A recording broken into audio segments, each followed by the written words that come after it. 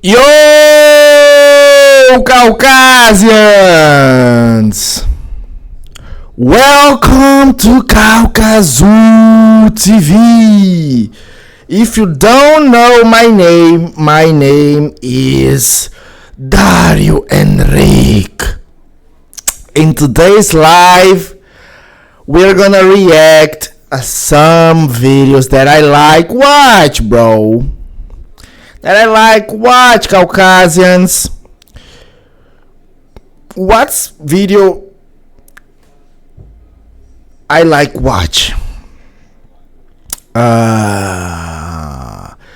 Today is hunting videos because I like so much watch hunting videos, you know. So much, guys, so much Caucasians, so much, you know. All right. Right now I so loud that I need this. Yeah, you can listen to me, and I'm not making a noise, you know, because my voice is so loud. All right, guys. All right, Caucasians. This is the episode 5 Dario reacting videos. All right, and yeah, I will. Which videos I will react to first? Which video? I don't know. I must. Hello,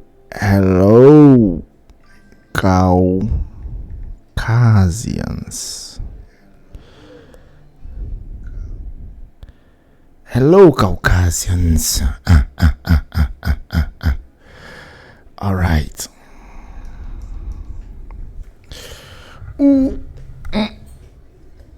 Put over here and let's go.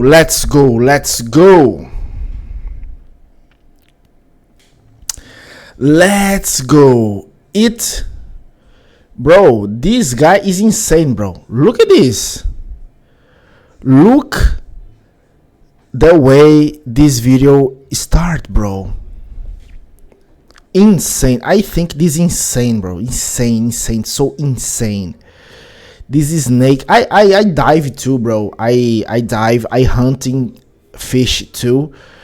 Not makes a long time that I dive anymore. I don't dive anymore, you know, because I'm focused in my goals. But before I dive, and this, bro, this is insane. This is snake on the ocean, you know. All right, let's go react. You know, if you like this video, don't forget to subscribe, let your thumbs up. The title of the video is "Eating Only What I Catch for 3 Days: Exotic Animals." This video comes from Wide Papenfuls. Sorry if I don't accept your name, bro. Offshore Tales. Look at this. Either eel or a sea snake. Let's get it down. Razor sharp teeth, and it can actually kill you. Ow! Giant python in the ocean. Crazy, bro. Animals. This island, beautiful island, bro. Good morning to you guys, and we're out on this deserted island, and for the next 3 days, guys, we're gonna see if we can catch our own food. We're gonna be hunting some of the most exotic and weird animals on planet Earth, and over the next few days, I got a little bit of an idea of some of the animals that I wanna see if we can eat. These are gonna be so crazy, man, and I cannot wait to bring you guys along for this mission. You're gonna have to stick around to see what we can catch. But right now, we're gonna open up this backpack, and I'm gonna show you guys what we got over the next few days, because we got some super weird weapons, like this hand spear that we're using for day number 1. That looks a little bit busted up already. Looks like my head cooked. We got our fins and we got our hand spear. This is gonna be our weapon for the next few days. You can see we got a prong right there. We got our wetsuit. We got obviously our dive mask, our signature jungle juice. This is a quick revive. We only take this when we've hit rock bottom. You guys know I'll smash that down and I'm gonna be reborn, baby. We got our machete. Crazy, right here. bro. Hopefully this is gonna allow us to open up some coconuts and Look at this knife, bro. So also clean up some huge. animals. We got GoPro right here, and that's pretty much all of our camera gear. We are literally in one of the psychoest places on planet Earth. I'm not gonna be going for like the traditional stuff, guys, that I usually get over the next few days. I wanna go for some weird and wonderful creatures that I can tell you guys a little bit about and show you over the next few days. So we're gonna be diving, catching our own food, foraging off the land, doing whatever we can to stay alive out on this island. And this is gonna be one sick challenge. Yeah, bro. One of the This coolest is things sick, about bro. being out here is these coconut trees all around us. This is going to be a lifesaver for us over the next few days as we explore this island. We need to stay hydrated out here, and these coconut trees are going to be perfect for us. I'm going to show you guys a really cool little survival technique that we can use with our machete with these coconuts that I've learned out here on the island. We're going to pop it open first. Wow, this machete's sharp. So sharp, man. You can see as I chop in, I'm turning my blade away just like that. And what that does, I think he's don't know, bro. He doesn't know make this because he's done like this. is peel it straight off. He's done like this. Just He popped it doesn't open, know. You can see right there, super easy, light work. We're gonna drink this first, then I'm gonna show you a trick. Now these young coconuts, they're super fizzy and they're so good. So We drank sweet. all the coconuts.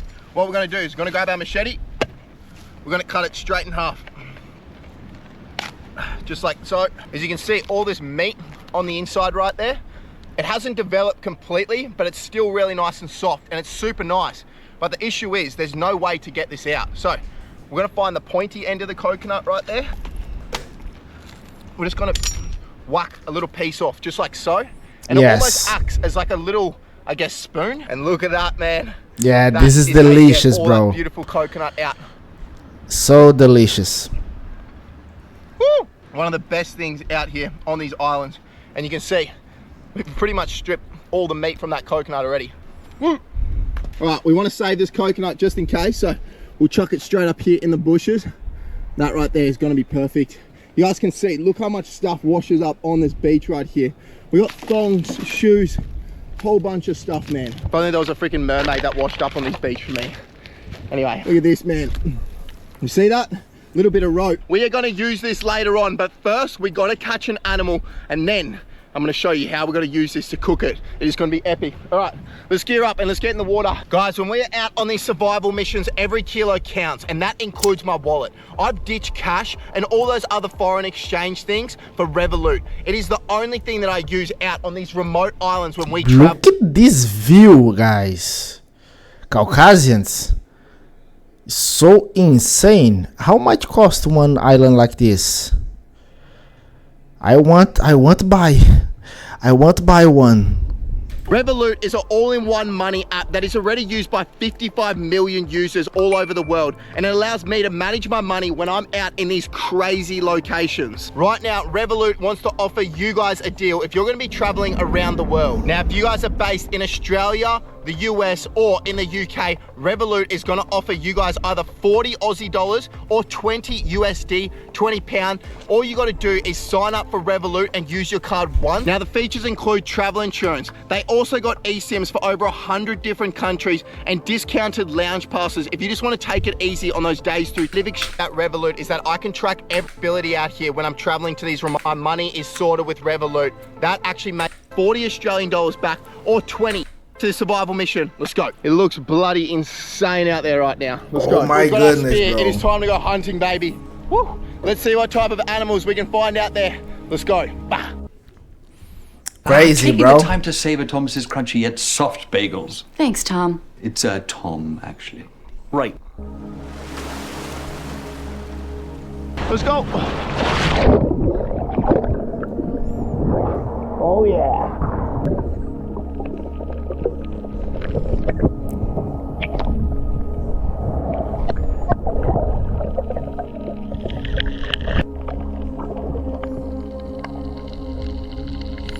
Yeah, it's beautiful, but nothing fish.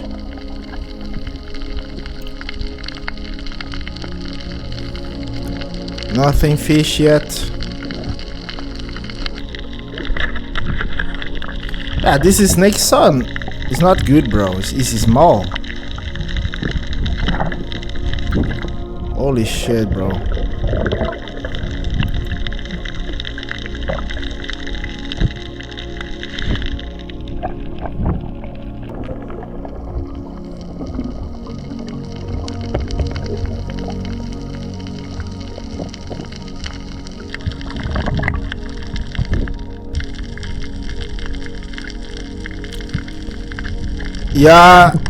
Yeah, don't kill. I know this fish. Don't kill this fish like this, because this fish has one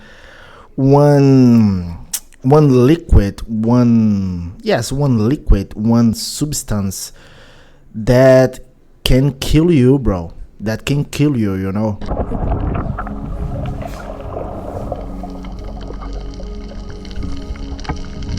Yeah, this depth probably can show medium fish, not small and not huge, but medium, because it is one good deep depth. Doesn't have lobsters over there. Insane, bro. So insane.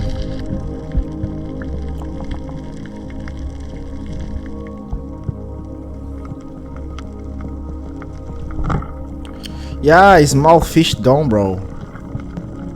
Don't do that. Seek big fishes. Only small fish. Small. Yeah, small fish.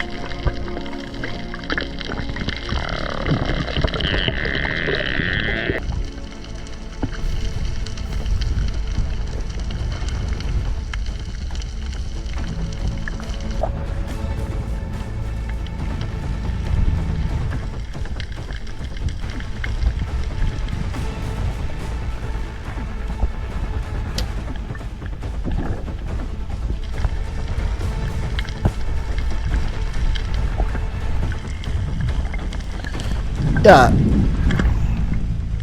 that one is good. Is one good size.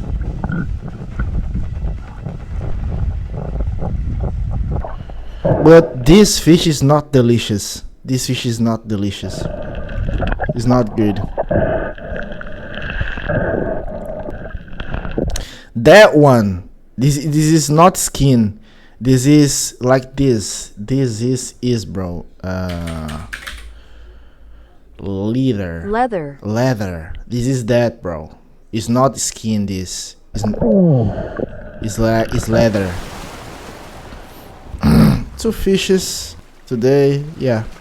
Guys, we've got our fish right here, but it looks like we maybe spotted a bird that's maybe injured. We'll go have a look. Hey, I'm trying to be your friend. I'm trying to be your friend, buddy. He's probably injured his wing, guys, but what's happening is this tide's about to flow in right now, so he's going to be completely underwater in probably 2 hours time. So what we'll do is we'll actually take him with us up onto the high tide watermark where we're going to do the cook up, and maybe we can find a spot where he can recover or something like that. We need to name the bird, so let me know in the comments what you reckon we should call him. Look at him right here. He's such a little weapon. All right, what we're going to do is we're just going to take him up into the shade, guys. I want to get him out of the sun. Oi, calm down. I want to get him out of the sun, and I also want to see if maybe he needs some water or something like that. We'll take him just up here.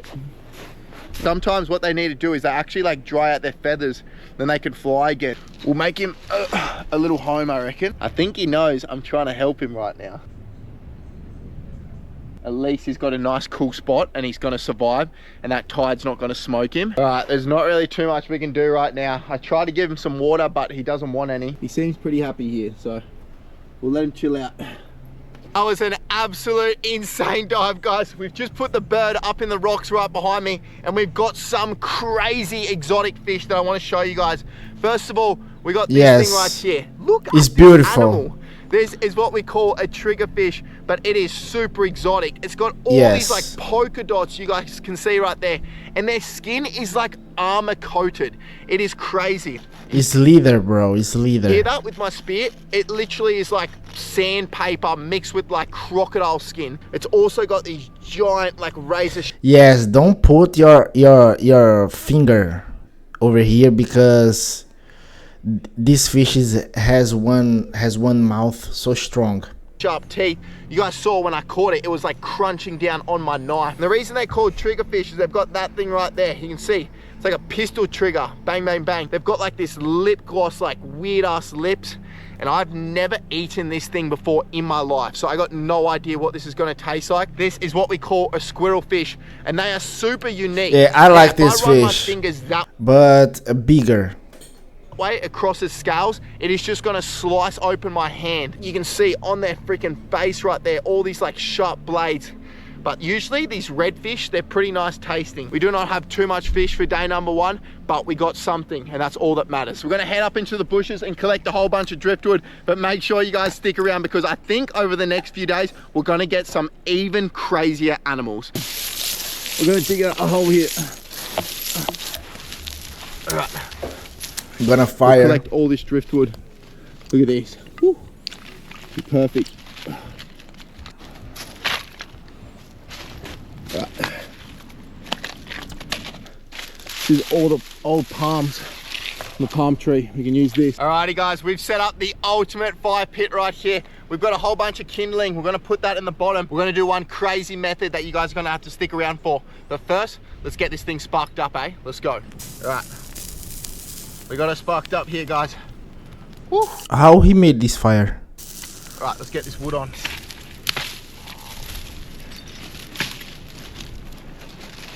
Come on, fire.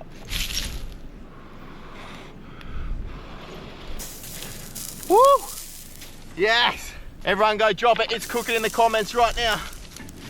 We're gonna keep this fire burning. We'll get these coconut palms on. Be good. We're gonna do this fish in a crazy method. You guys saw we collected this on the beach a little bit earlier, so we'll just cut it.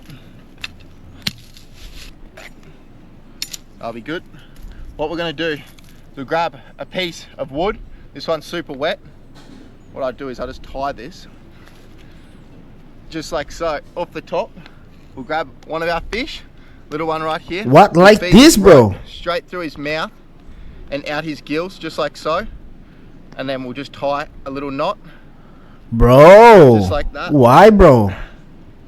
All right, that's one ready to go straight over the fire. This is gonna be one of the craziest cooking methods ever. You guys can see right there, we got our fish on a piece of rope and then a stick. What we can do is, if we wanna make it shorter, we can just roll it up, just like that. All right, let's get the first one over, eh? Bro, you must care this fish first, bro. Bro, they are the organs, bro. The organs. This fish has shit inside them. You know, you will eat shit, bro.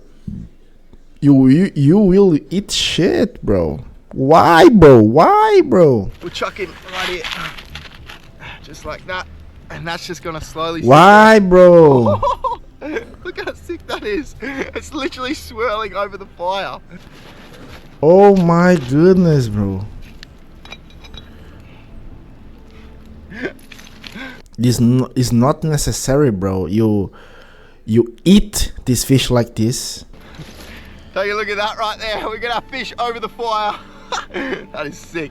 All right, we'll wait for this to burn down. Hopefully our ropes hang on. This one's like kind of in the flame, but She'll be right. She's got tough scales, so she should be fine. Woo! All right, we got the fish over the cook right now. You guys can see it is slowly, oh, jeez. I nearly just got smoked by the fire. It's slowly dripping down there. Woo. The only way we can do this method is because it's small fish. If they were bigger fish, it would not cook all the way through because we literally have it tied all the way up. So we're gonna have to wait for this to cook down. It's gonna probably take a little while and then, yeah, she'll be good. He does it nothing. He does it nothing, bro.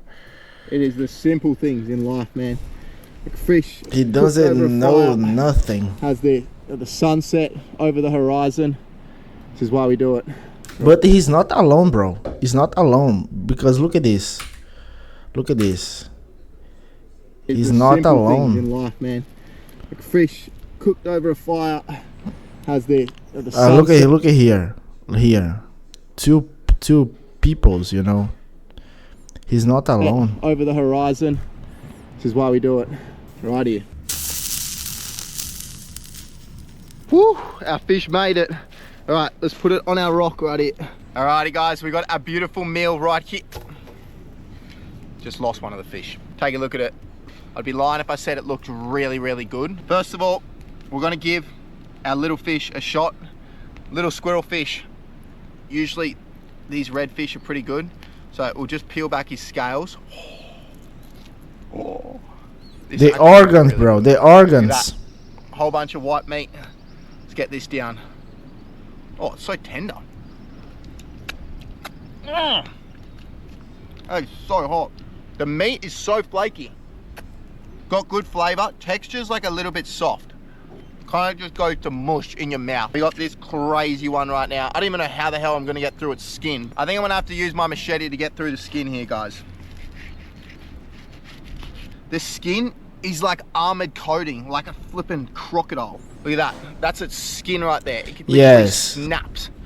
All right, let's try this meat. It is super weird. Go, yum. Yeah. Not good. That is terrible, man. It is so bitter. No, I need coconut. Yeah, look bro. Look at it right there. It is gross as. All right, guys. Because this fish, you must be careful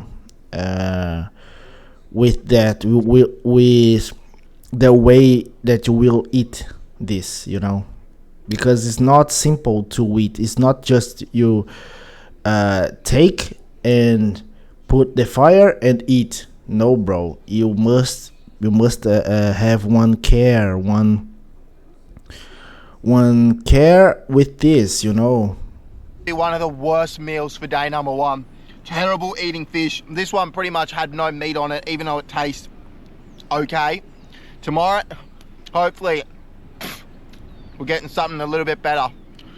This right now looks like I'm having coconut for day number one. You freaking wash that crap out of my mouth. All right, you guys know I do not want to let this fish go to waste, even though it tastes disgusting. So we'll grab a chunk of it. All right, I don't know if he wants any right now. So what we'll do is we'll leave this meal for him right here, and he can just chill. He can just chill right here. We've tried to give him some water, guys, and given him his best hope, but he seems to be getting a little bit better, but I think he's just got something wrong with his wings. He's just cruising on this beach right here, so fingers crossed he can make a recovery.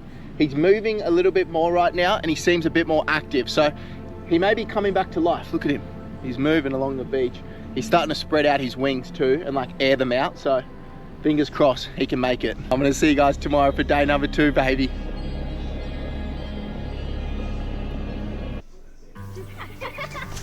Honey? Wait, what? With COVID-19. Good morning to you guys, and it is day number 2 right now, and we have the big old machete right here, and what we're about to do is walk across these tide pools and go hunting. We're going for the craziest animals we can find. I'm talking eels, stingrays, octopus, crabs. Whatever we can find is going to be our food today, guys. Octopus is so delicious, bro. Guys, we got one crazy mission, crazy terrain, and I'm psyching. You can see we got a massive low tide. It has flown out. We're gonna look everywhere. I'm talking underneath rocks, deep places, whatever we can find animals, that is where we gotta go. All right, let's start hunting. Doesn't look like there's too much here. Let's go.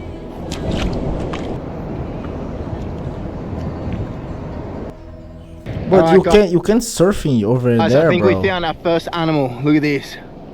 Oh yeah. See this right here? It's like a turpid shell. And that Beautiful. is gonna be a slug that we can eat. We'll chuck that in the backpack for sure.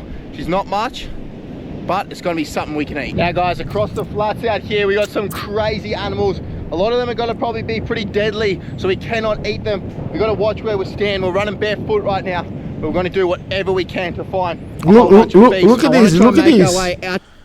Look at it. Oh shit, bro. What is that? What happened? Shell, and that is going to be a slug that we can eat. We'll chuck that in the backpack for sure. She's not much, but it's going to be something we can eat. Now guys, across the flats out here, we got some crazy animals. A lot of them are going to probably be pretty deadly, so we cannot eat them. We got to watch where we stand. We're running barefoot right now. Look at here, bro. Look at here. Here you can surfing over here. We're going to do whatever we can to find a whole bunch of feasts. I want to try and make our way out to these bigger rocks just out here. I think there's going to be some bigger animals. Let's keep going. Oh my goodness, guys. Look at this starfish right here. Look at it move. It's so fast. It is crazy. Now what these guys actually do is they use these little feet of theirs and they stick it out and they actually catch all the particles and everything that moves across through these tide pools, and that's how they feed. Almost like octopus, like how they move. Look at them. Yes. Wow, they're so fast. We cannot eat him. He's way too cute also, so we'll put him back in the tide pools. I have barely eaten anything since yesterday, and it looks like today, oh, it's gonna be a crazy one. Oh, I've just spotted something so beautiful up ahead. Oh my goodness. Look how much this thing stands out. What is that? This is a Oh, blue shit, starfish. bro. These are incredible. They fit in with all the Beautiful. bright cold reef and everything. These ones, they're very slow moving. All right, we're gonna put him back. Beautiful, beautiful, beautiful. Look at this You place, wouldn't guys. believe what I've just found. We got the water pistol, baby! Penis fish. Mini one. Oh, look at it. It's about the size of mine, this little one. But that right there is absolute shocking eating. I'm not gonna eat him, there's no way. Guys, when they squirt us like that, that's actually a self-defense mechanism. They will eject their intestines and hopefully the animals let go of them. That is pretty much how they get away. The craziest form of self-defense. Anyway, I'm not gonna eat him. There's no way. Let's keep moving. All right, we got a little deadly one right here. I don't know if there's a snail inside, but this is the deadly one. I'm treading very lightly right here, guys, because this is a cone snail.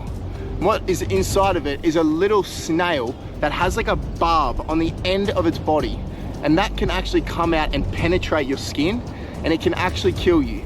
So I'm making sure that I stay well clear of his little barb that will come out of there. We're gonna put him back. It's a really nice feeling when you're walking barefoot through here and you find these guys.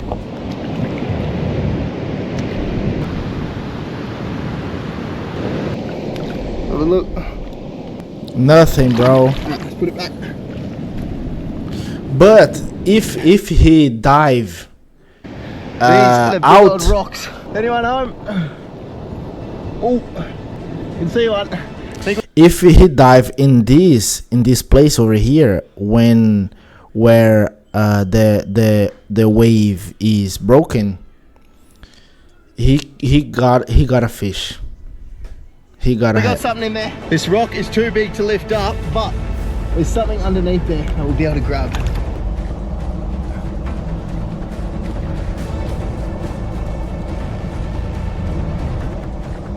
So strong, bro. We got him. Look at that right there. Delicious. We got this beautiful rock crab. Look at the colors on it. That is one psycho looking crab, but that is going to be some type of food for later on. We need him. You guys can see he's got some good claws. You can definitely eat that. He is going in the bucket. That's our first good find of the day. Let's go. Woo. I think the further we go along this coastline right here, the better animals we're going to find. So let's keep going. Alrighty guys, we got one of the craziest finds ever here. Look at this. I'm making sure I stay away from him. I don't know if you guys can see that right there, but that is like a prickly worm. But their self-defense is like this, it's like hair outside texture that almost turns into like shards of glass if you touch it, and it will be so itchy. It would take you days to get it out of your hands. No way that we can I never tried this. eat that or do anything with it. You can see when I touch him, he'll spike up. Look at this. See him spike up, and all those shards will just get super flared up. I want to get a close up All right, I never heard about this. of what my knife looks like. It's literally like shards of glass. We're gonna put him back. Woo. All right, we're pretty much right on the edge right here. You can see. Yeah, over here must there's so many fishes over here. You know. Got the ocean right there. This is going to be prime spot for us to hopefully find some good stuff. I just found one of the most elusive animals in the world. The good old plugger, aka thong. She's got some barnies on it. How many blokes bloody chew on a plugger in their life? We'll chuck the plugger there. Get that rubbish out of here. That should not be out on these coastal flats.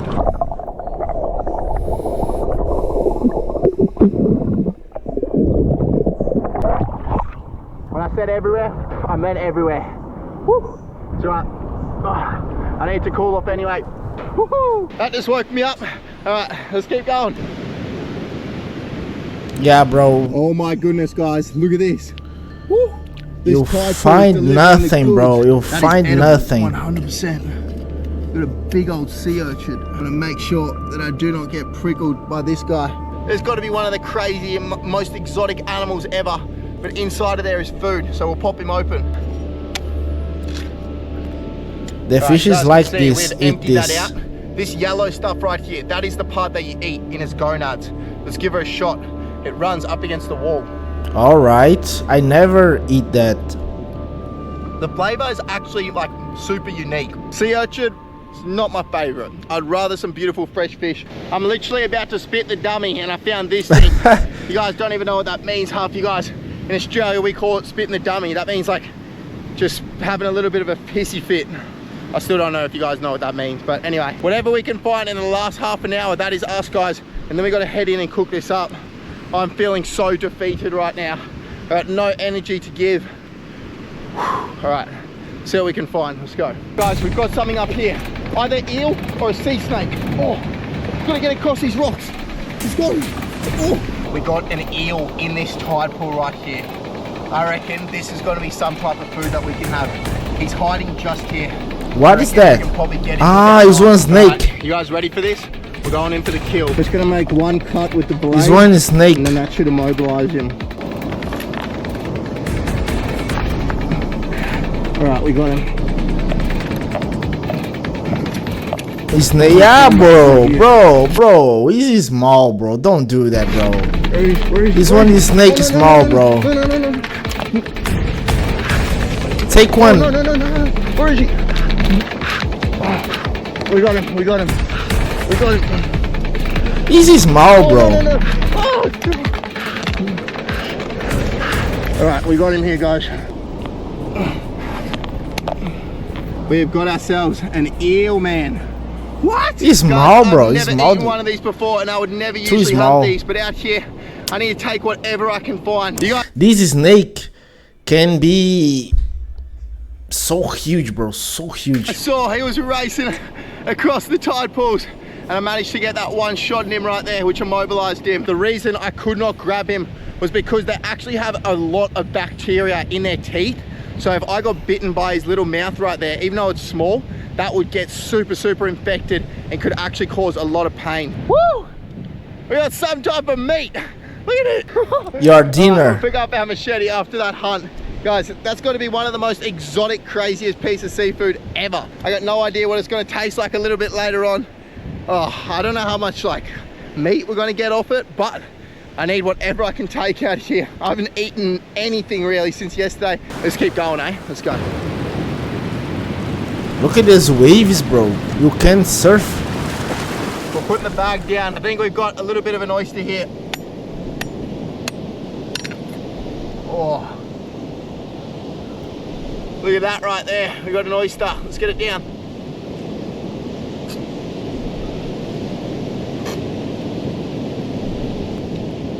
Almost tasted like a scallop, that one. Super just creamy and fresh. I know you guys are probably wondering what happened to the bird yesterday. Guys, we put him on the rock and he was gone this morning. So he either recovered and he made his flight, or he got swooped by something, maybe a bigger bird. There's even monkeys on this island, so maybe the monkeys got him. Bro, that place is insane, bro. It's amazing. Oh, guys, I've just found the freaking animal we've been searching for all day. In here, look at this.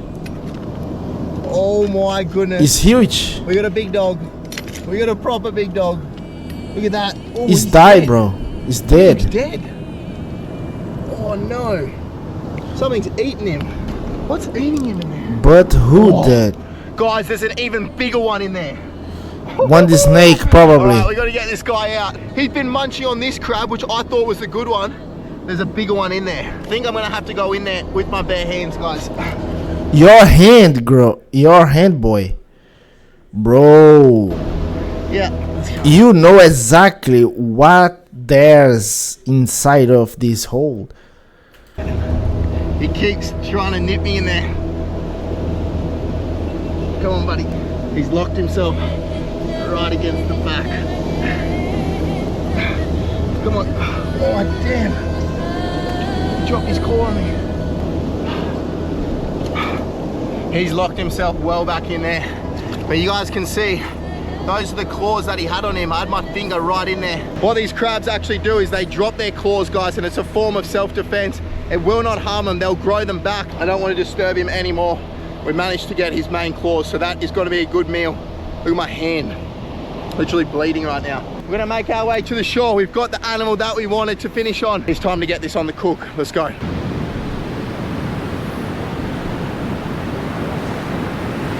Crazy, bro. Right. We got some of the craziest, most exotic animals in this bucket right here. What we're gonna do is we're gonna get a fire going on this beach. This is gonna be my meal for day number 2. Make sure we get him out. Got him right here. Let's get these on the cook, eh? Let's go. Little bit of a fire pit here. This will be good. All of this will take off. Woo. Right, chuck it here. All this light bark should take the spark pretty nice, so we'll grab a bunch of this. Should be good. Kindling. Wood. We're losing light super quick. It's golden hour and we need to get our food on the cook. All right, we got it going. Slow and steady. Woo. Oh, look at that. Fire for day number 2. Woo. Yes. We're gonna get our fresh seafood straight on top. How good's this? Sunset fire. Ah! I just went and grabbed this piece of coral. I'm just gonna put it on the edge right here. I'm gonna cook our seafood right on it right here. Hopefully it can get some nice heat. We'll build up the heat all around it. So, all right, we'll get our crab on. I've killed him, guys, so he's gonna... Bro, so different, bro. So different. His way to cook the animals. Feel no pain. So different. Must be awful, bro. Awful. You know, this crab must be so delicious, but in this way, so awful, bro. Edge of the fire. Right there. Next, we got our eel. Look how crazy that thing is. All right, we'll chuck that just there. We got no idea what this is gonna taste like. Next, we got our crab claws right here. We get these on. Oh no. So delicious, this snake. So delicious. We just lost those in the fire. And finally, guys, we got our turpid shells. We'll get this one on too. We'll let these cook down for a little bit. They look insane, bro. On this hot rock. Shit, bro. This is sick. Why have I never done this cooking method? That is epic. Take a look right now. Our eel is literally moving. We got our crab right here, slowly cooking. We'll just move him around a little bit. This bad boy's going good, and we got our turpid shell underneath there, cooking on this hot rock.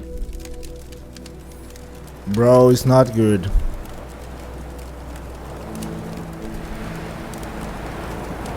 In this way, it's not good. It's trying to serve up our seafood. You can see our crab is done. She's bright red. Put this one here. Look at our eel. Oh my goodness. I have no idea what that's going to taste like. We'll grab our turpid shell and the other crab claw, which are buried in here somewhere. Ow, ow. That is so hot. All right, let's take our seafood down to the water's edge. Let's serve it up. All right, I think we try the crab claw first. This bad boy, look at this. Yeah, that one probably be good because the meat is inside of this how can I say this in English? Yeah, bark of this bark. Alright, look at that. Yeah, Beautiful meat. Let's give her a shot. so delicious, bro. That is honestly unbelievable. Wow. It's like a mini mud crab. Whoa, that is so good. It's so sweet. The crab, we're scoring a 9 out of 10. Now we're gonna get to our crazier animals. Let's give this turpid shell a shot. That one I can probably get through good anything. too. It's like made out of freaking diamonds or something. What the hell? Yeah, bro, it's hard. That is crazy, bro. Harder, yes, bro. Right. I think we got him. Look at this. Oh, Yeah, look at that big old slug that we pulled out of there. yeah, Right, let's give that a shot. it's delicious too, bro. Honestly, not too bad. Not as good as crab. I'm gonna score it a 6 out of 10. Now, the weirdest of them all. Look at this. That is a freaking eel. All right, I've never eaten one of these before. I got no idea what to expect, guys. So let's give her a shot. Wow. That is so funky. It's got like a smoky flavor to it. It's actually pretty nice. It's just not that much meat on it. The flavor is actually nice though. All right, that is a wrap for day number 2. We've got pretty much some of the craziest animals. I'm gonna try pick off all the meat I can on this eel, and I'm gonna see you tomorrow for day number 3. Things are gonna get even crazier tomorrow because we are heading to the deep blue ocean. I'm gonna see you guys then. Beautiful place, bro. Beautiful, beautiful place.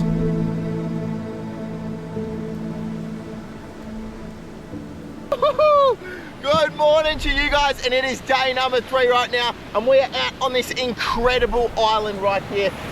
Yeah, this island's so It crazy. is insane, bro. I'm feeling absolutely cooked this morning. You guys saw yesterday, all I've had is that little tiny eel and a few of those little shells and crabs, and my body is pretty much running on fumes right now. So there's only one thing that we need for day number 3. You guys know exactly what it is. We got our quick revive jungle juice. It's time to whip this bad boy open and get this down. This is gonna be the energy that we need for today. Let's take it. You ready? Oh. Strong. We got quick revive. We're good to go. Let's get out of here. Let's jump on the boat and let's start exploring this island. We need to find big fish, and we're gonna have a crazy cook up to finish up this challenge. Let's go, baby. Woohoo! Yeah, bro. Let's go. All right, it is literally Gatorade blue water. Beautiful, right here. bro. We're leaving behind the island. We're gonna start exploring, and fingers crossed, guys, we can find some crazy meat today. Me and you guys, deserted islands, crystal clear water. This is why we do it, man.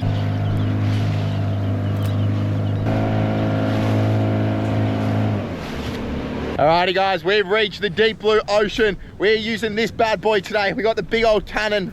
This is gonna be hopefully taking down some wild animals. Let's jump straight in the water. Deep blue, let's see what's down there, baby. Let's go. Yeah, that one, bro. That one is good.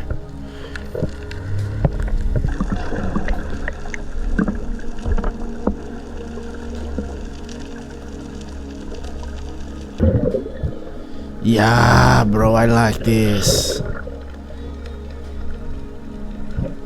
Look at this, bro. Right now you are in the best place to take fish.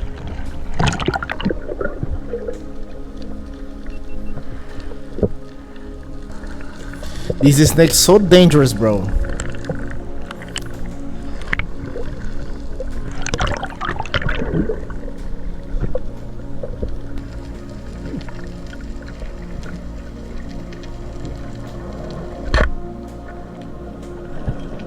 Wrong.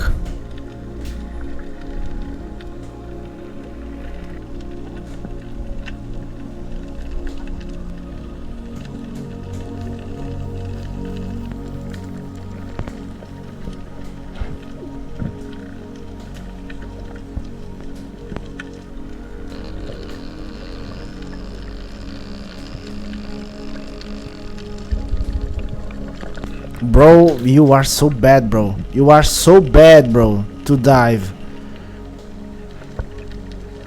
Man, incredible. You lost that fish.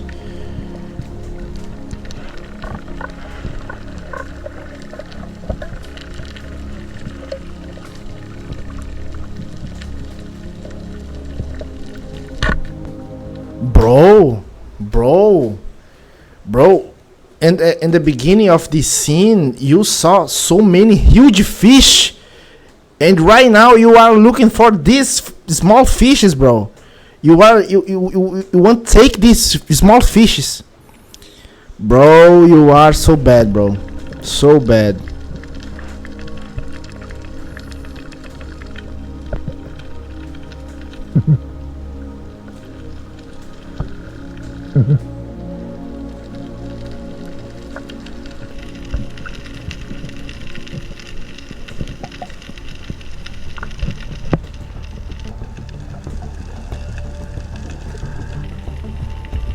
Bro, why? Why do you want to take this fish?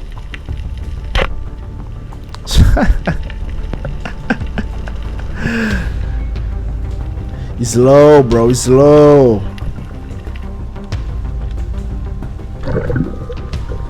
I want snake.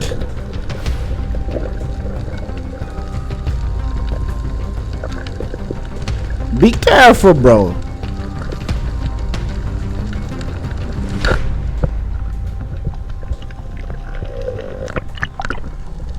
Be careful.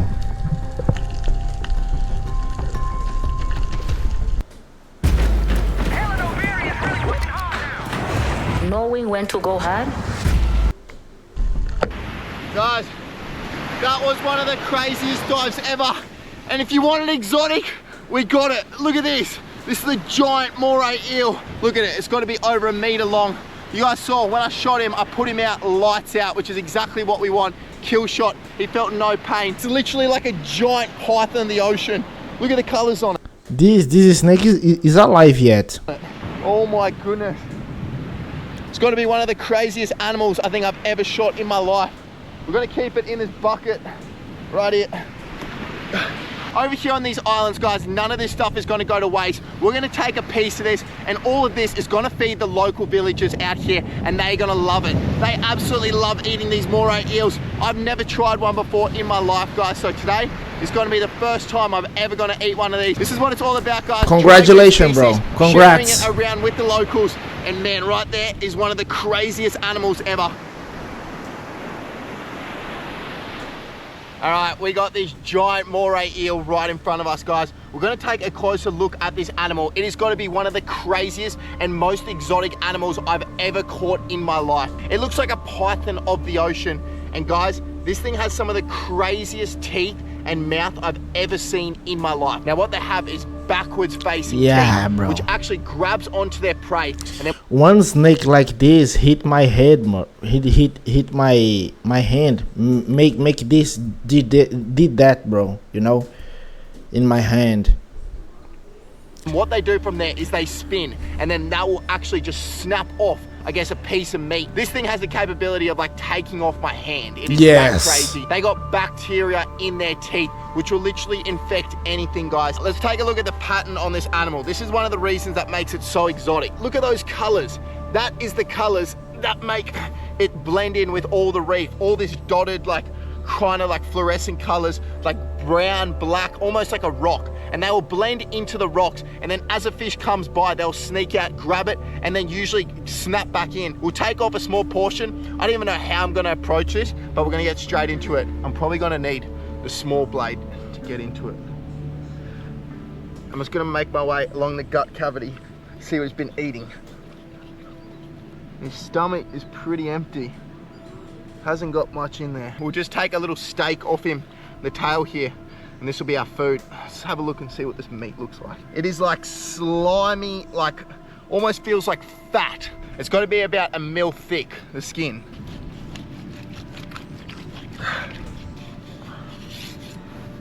Bro, you don't know do this, bro. Yeah, right now it's better.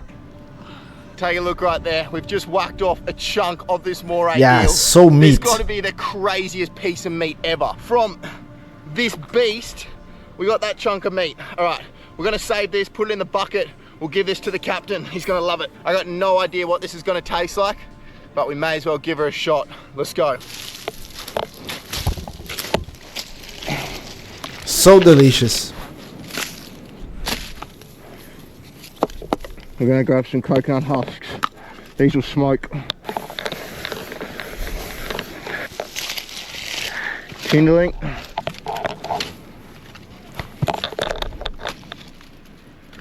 Oh, guys, I'm dying right now. I got no energy left to give. Over the last 2 days, I've eaten rubbish and we got a giant slab of eel for the final day. Let's just say it can't be much worse than the food that I've eaten over the last few days. All right, I'm just gonna build a rack for our eel. So I'm gonna cut it here. Perfect. Yeah.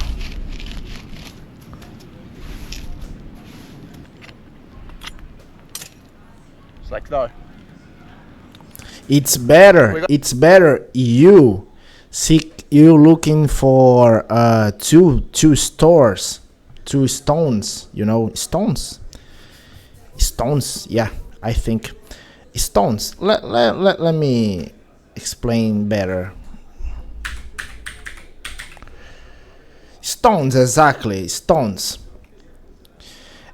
You take two stones and like this, put like this, and you put the fire between these stones, and you can take other stone, but one stone more one thin stone, you know, one thin stone, and you put this fish on this stone, you know. It's better. I made this, I did that.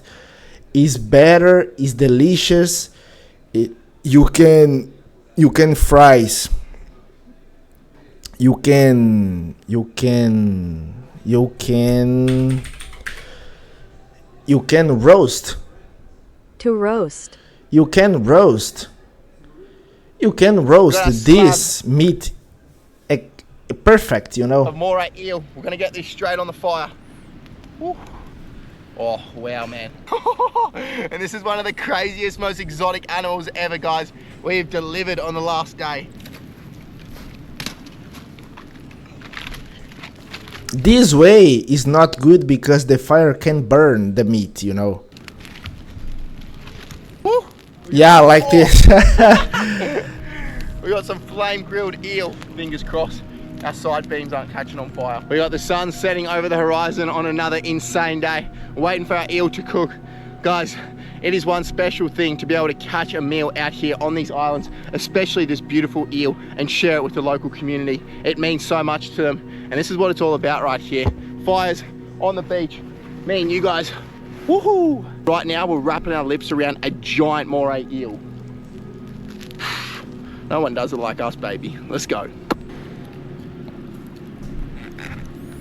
But so delicious, this meat. All right, our meal is ready. The time has come. We finally got some meat. Look at our eel right here. All right, we're gonna carve this off. We're gonna grab a piece of meat. Look at that. It's got like a layer of fat, like pork. It's delicious there it is, too. right there. So a chunk delicious. of moray eel. This has been one of the craziest challenges ever. All right, let's get that down. It is super fatty, almost like pork. Like, it is crazy. Oh my goodness. But the flavor is actually really, really good. Wow, who would have thought moray eel tastes Yeah, it's pretty really, good. really good. Really fatty, like way more fatty than fish, but I'm gonna rip into some of this meat for sure, 100%. This has been all we've eaten for the last 3 days, guys. It has been one of the craziest challenges ever. If you like this one, please show your support. Like and subscribe. More videos right here, and I'll see you guys in the next wild one. Much love. Shoo! Yo, Kalkazians, I hope you enjoyed this video. Don't forget, subscribe, let your thumbs up, and let's go react another video. You know, the video that I want react is another one like this, but it probably will be better. Will be better than this, I think. But this one was so crazy. All right. Let me check this video. Buying an abandoned shark and transforming its home. What? This video comes from the fish guys. All right. Let's go react this video. The other day, I was scrolling through Craigslist and came across a post of an abandoned aquarium that comes with a live shark. And this isn't just any shark. According to the listing, this is one of the rarest in the entire.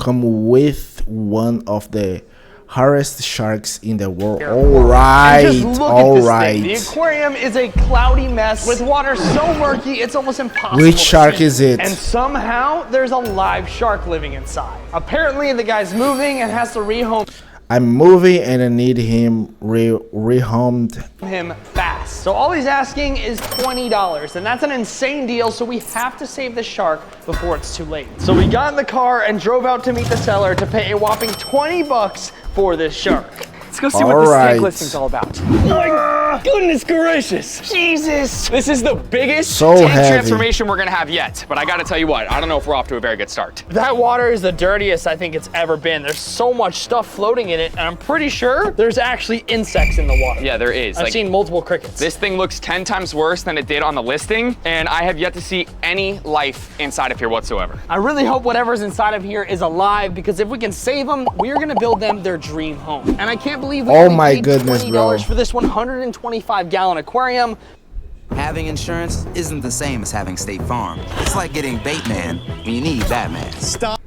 With one of the rarest sharks in the world inside. But the seller did have one important request. He said we have to keep his best friend who's in the tank with him. And when we asked him what kind of fish it was, all he said was, you'll know it when you see him. We better get home quick. For the car ride, we added in an air stone and then raced home and hoped that the shark and all other creatures were still alive. Ah! Careful on the fingers. Holy cow. This water is practically chocolate milk, dude. Never lift an aquarium from the frame. No. It's the worst noise ever. I'm in. We're gonna jump right into this search because we have no time to waste. Sharks are extremely sensitive to poor water, and I really hope he's still alive. So we began searching through the tank with our nets, and to our surprise, we stumbled upon something completely unexpected. Dude, what is that? Let's go to the first creature of the day. Right this on one crab. How he blended right in that little crevice. Let's get him in some clean water and keep searching. Let's go! He's alive! Crazy, bro. Crab, we were shocked because we weren't expecting invertebrates. Who knows what else could be living in here? So we got back to searching, and it turns out there was more sea creatures inside. I think I just saw something yellow. Oh, one fish. What is that? What is that? Oh, that's a nice fish right there, dude. He's bright yellow. That's a goatfish. That is a goatfish. Those things are so cool, bro. They're very unique fish. Oh my God, come here, buddy. That might be the fish. That's gotta be, bro. That might be the fish that's He's got little whiskers on him. After finding the goatfish, we were concerned that the shark wouldn't be in here at all. So we got back to searching, and that's when we saw something slither through the water. What, Brooke? What? Other one. Has many fish. No way. He got away. He got away. Going in, bare hands, bare grilling. He's gotta be taking the outside. Get him, Chris. Where is he? One snake. Oh! Get him, Chris. Oh my God, dude, it's a ghost eel. It's a ghost eel. He's coming to you. Let him go. Let him go. I've got him. No, he snuck by. Dude, that's gotta be the shark's best friend. Dude, I can't catch him. Got him. One snake. Let's go. Want to get him in the net? Look at that. Okay, I can't see anything. Got him in control. Okay. Dude, that's a sick eel. That's a ghost ribbon eel. Let's go. That's crazy, All right, bro. now that's gotta be the best friend with the shark for sure. That thing is crazy. Crazy, bro. We've got 3 epic creatures so far, and we haven't even found the shark yet, which is crazy. Find them. Yes, I want to find. I think it might be time to just Bear Grill it. I want C2, bro. That we may have gotten scammed. The shark finally revealed himself when we saw a big tail slash through the water. Tail right here! Tail right here! Tip movement! Shark? Movement! Biggest movement I've seen all day. Where is he? Oh my God, there he is! Biggest movement I've seen all day. Oh my God! There he is! It's the shark.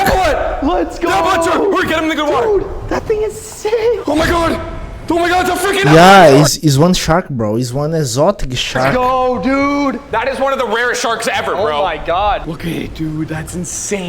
Beautiful, beautiful, beautiful. I want to get a bubbler on this guy literally right away, get some oxygen going in this water, because boy, oh boy, do we have quite the variety of some rare epic fish. Finally, we found the shark. And this isn't just any ordinary shark. This is a rare epaulet shark that is extremely coveted in the aquarium hobby. And one this size can easily go for around $1,200. So this guy Oh my goodness. So expensive. Huge score. I know exactly what we're gonna name this guy. Waddle. The name Waddle is perfect because this specific shark has a rare special ability that makes him one of the most unique hunters in all of the world. Yeah, guys, this video is going to be insane. To start off the tank build process, the first step was tackling the nasty mess that was left behind by the seller. Yeah, there you are. Clean. Oh my God, dude! Not on my freaking brand new fish guy shirt. Are you kidding me? It's because you've been smelling today, dude. At least my shirt's not wet. And I got the perfect shirt because we found a shark shirt. Doesn't get much better. And while I'm working on this, I'm sending Jack to the ocean to catch Waddle some live food. I'm here at the bridge to use this net right here to catch live food for our brand new epaulet shark. This is absolutely crucial. If I can't catch fresh food for him, we won't be able to show off his incredible one-of-a-kind hunting ability. So wish me luck out here. I am not sure what's taking Jack so long, but I'm starting to notice that these fish and the shark are taking a turn for the worst. So I rushed to the store to get a filter so we can set up his temporary tank. Thankfully, we have this Blue Eddy Elite 100 V2 portable power station that's gonna keep this entire setup running and alive. It's super lightweight, only 25 pounds, so I can move it anywhere I need. And it's powerful enough to run all the essentials all at once. What I love is how insanely fast, especially reasons, this thing got delicate equipment. Shit.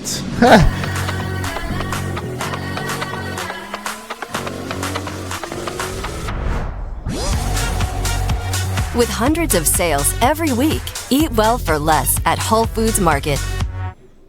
Shit, bro. Proteins, collagen, peptides for healthy hair, skin, nails, and joints. Hours, even weeks. And without Blue Eddy, we would not be able to keep our tank to have backup. If you guys want to check one out, I think this filter running a bit. I've been walking up and down this seawall for about an hour, and I haven't caught a single fish. I'm starting to get a little bit worried. I think we're gonna have to change spots in order to make this happen. I don't think I got any. Oh no, I did. I did. Let's go. These are the biggest freaking glass minnows in the ocean because they're Italian. We feed them pasta every day, or at least my grandma does. Feeds them leftover pasta and bread every day, so they're super carved up. Look at the size of that glass minnow. That could be a world record glass minnow, honestly. I finally was successful and caught some fresh food for our shark. And while I was out here, I even caught a pufferfish, a blue striped grunt, a snapper, and one extra special fish that I'll be surprising Chris with later in the video. But for now, let's get back to the warehouse and start building that tank. I'm back with the live food, but before we start the tank build, we're gonna check in on Barry the Barracuda, because I caught a few extra liveys for him. Barracuda. Right, enjoy. Barracuda is a dangerous fish too, bro. Here come the lionfish. Oh my goodness, so fast. Oh, let's go, dude. Oh, that is so sick. Oh my God, look at the ray. He's going nuts. To kick things off, we are starting with the middle of the aquarium before we move on to our crazy ideas for the left and right side. First things first, we need some sand. We laid down a layer of sand and spread it evenly across the entire tank. Then got to work on building the reef cavern zone. Our plan was to create the perfect cave for him to rest in. Epaulet sharks have a large black spot on their side that looks like a giant eye. And when they rest in the caves, that spot can actually scare off predators. So we knew this cave had to be extra special. This is a rock, and this is a second rock. All right. Build. Put the goggles on. Rock music, rock music. Rock music, rock. Much better. I feel alive.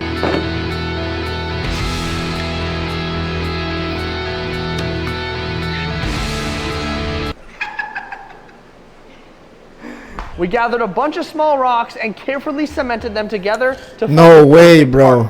Is he strong? The glue has been secured. It's time to move the structure. This was 20 rocks. It's now officially 1. You get that side, I get this. This took us about 2 hours to build. You so get that side, bro. Okay, Just ready? focus on your side. I got my side. Ready? 3, 2. Yeah, okay, bro. Dude! I got it. Okay. I knew that. I knew that. My side. This way, over here. Dude, you didn't get your side. I knew that. It's safe to say this glue does not work. Clear for takeoff. The rock's looking good, but it's looking a little bit boring. So to bring it to life, we added in some corals and anemones for some nice pop of color. This is starting to look really good, but what we have planned for the right side of the tank is on a whole nother level. For the right side of the tank, we're building a full-on mangrove lagoon. Epaulet sharks are known to live in shallow water environments like mangroves and tide pools. We started by carefully arranging a series of realistic mangrove trunks, anchoring them deep into the sand so they look like they've been growing there for years. And to give the lagoon some movement and color, we surrounded the trunks with bright green kelp that will sway in the current. We then filled up the tank and watched as the kelp came to life. This side of the tank is already starting to feel like a true slice of the wild. And as good as this looks, the left side of the tank is where things truly get wild. Because this is where we're building a custom tide pool chamber, which is where the shark is gonna show off his one-of-a-kind special hunting ability. In the wild, epaulet sharks hunt in tide pools. Oh my goodness, bro. To track down their prey. They're the only shark with specialized feet that let them walk across land from pool to pool, and they can even survive out of the water for up to an hour. It's no wonder incredible, they've incredible. the walking shark. To recreate The this walking environment, shark. we got a piece of acrylic Makes sense. cut to the perfect dimensions of the tank. Once it was secure, we added in a small layer of sand and tiny rocks to make the tide pool look more natural. We then added in a colorful reef and some more rock to brighten up the bottom of the left side. And little did we know, this tide pool would quickly become his favorite spot in the entire aquarium. I know it may not look like much from the side, but from the top is where this tide pool is gonna shine. This shallow pool of water is gonna give us such a cool and unique view of this epaulet shark, hunting down its food in about 2 to 3 inches of water. This is looking really good, but we're not done yet. Chris, I've got a special surprise for you inside of this box that I caught while out there catching the bait. Been hearing about this all day. I have no idea what it is. Let me hold it, because you gotta reach in there and take it out. Okay. Don't look, don't cheat. Oh shit. It's a giant Sergeant Major. Sergeant Honestly, Major. pretty perfect for this tank. Let's go. I knew you'd like it, bro. All right, Mr. Sergeant Major, I'm gonna call you Fabricio. Welcome to your new tank, buddy. The thing is huge. Dude, he looks so good inside of there. First fish in the new tank. Let's go. It's now finally time to add Waddle into his dream home. But first, we gotta add in our crab, our ghost eel, and our goatfish. Honestly, this crab and I have had some serious bonding time, and I think I love him. All right, Mr. Krabs, go to your rock. Let's go! I don't know what the heck kind of crab that is, but I love him. Next up, our Do you know, bro, what this crab eat? awesome goatfish, who's gonna look great inside this tank. And finally, Waddle's best friend, the ghost eel. Now we're definitely gonna need some names down in the comments for him, so drop them down below and we'll pick the best one. Let's go, that thing is so cool. This is a ghost ribbon eel, and believe it or not, it's the albino morph of the regular ribbon eel. These are really sought after in the aquarium hobby because they are so unique and swim around the tank like ribbons. These eels are super chill, and it's no wonder that he's best friends with an epaulet shark. And now it's finally time to add Waddle into his new aquarium and show off what makes this guy so unique. Here we go, buddy. Here goes Waddle. Is he gonna waddle out? He might waddle out. Here he goes. Let's go! Waddle the Let's epaulet go, shark. bro. As soon as he swam in, he headed straight for the mangrove lagoon. It was the perfect first stop and a great place for him to settle in. Almost immediately, he began exploring his new home, making his way over to the reef cave. He seemed to be enjoying every part of the tank so far, but there was still one special area he hadn't discovered yet. The tide pool chamber. Now it's time to put Waddle's special ability to the test with this live glass minnow right here. I'm adding it right inside of the tide pool chamber where we're gonna see his wild instincts in action. Waddle will need to pick up the scent, crawl up to the surface of the water, glide into the tide pool zone, and snatch up his prey, just like he would in the wild. Now let's see if Waddle has what it takes. As of right now, he's really enjoying that kelp forest. But give him some time to smell out that glass minnow. And it didn't take Waddle long. As soon as the scent hit his nose, he immediately began his hunt. At first, Waddle started frantically swimming all around the tank, clearly picking up on something, but not quite sure where it was coming from. This fish doesn't like swim. Even made it up to the tide pool chamber for a second and then turned around. But then it clicked. He picked up the scent, climbed back up on top of the chamber, and started walking around with those little foot-like fins, scanning the area for food. At one point, he swam right over the minnow, but didn't seem to care. So we switched it up by dropping in a shrimp, and instantly he locked on and swallowed it whole. Shrimp? We added it, all right. Another one, and boom, he crushed that too. Safe to say, Waddle has officially broken in his new feeding zone, and he is loving it.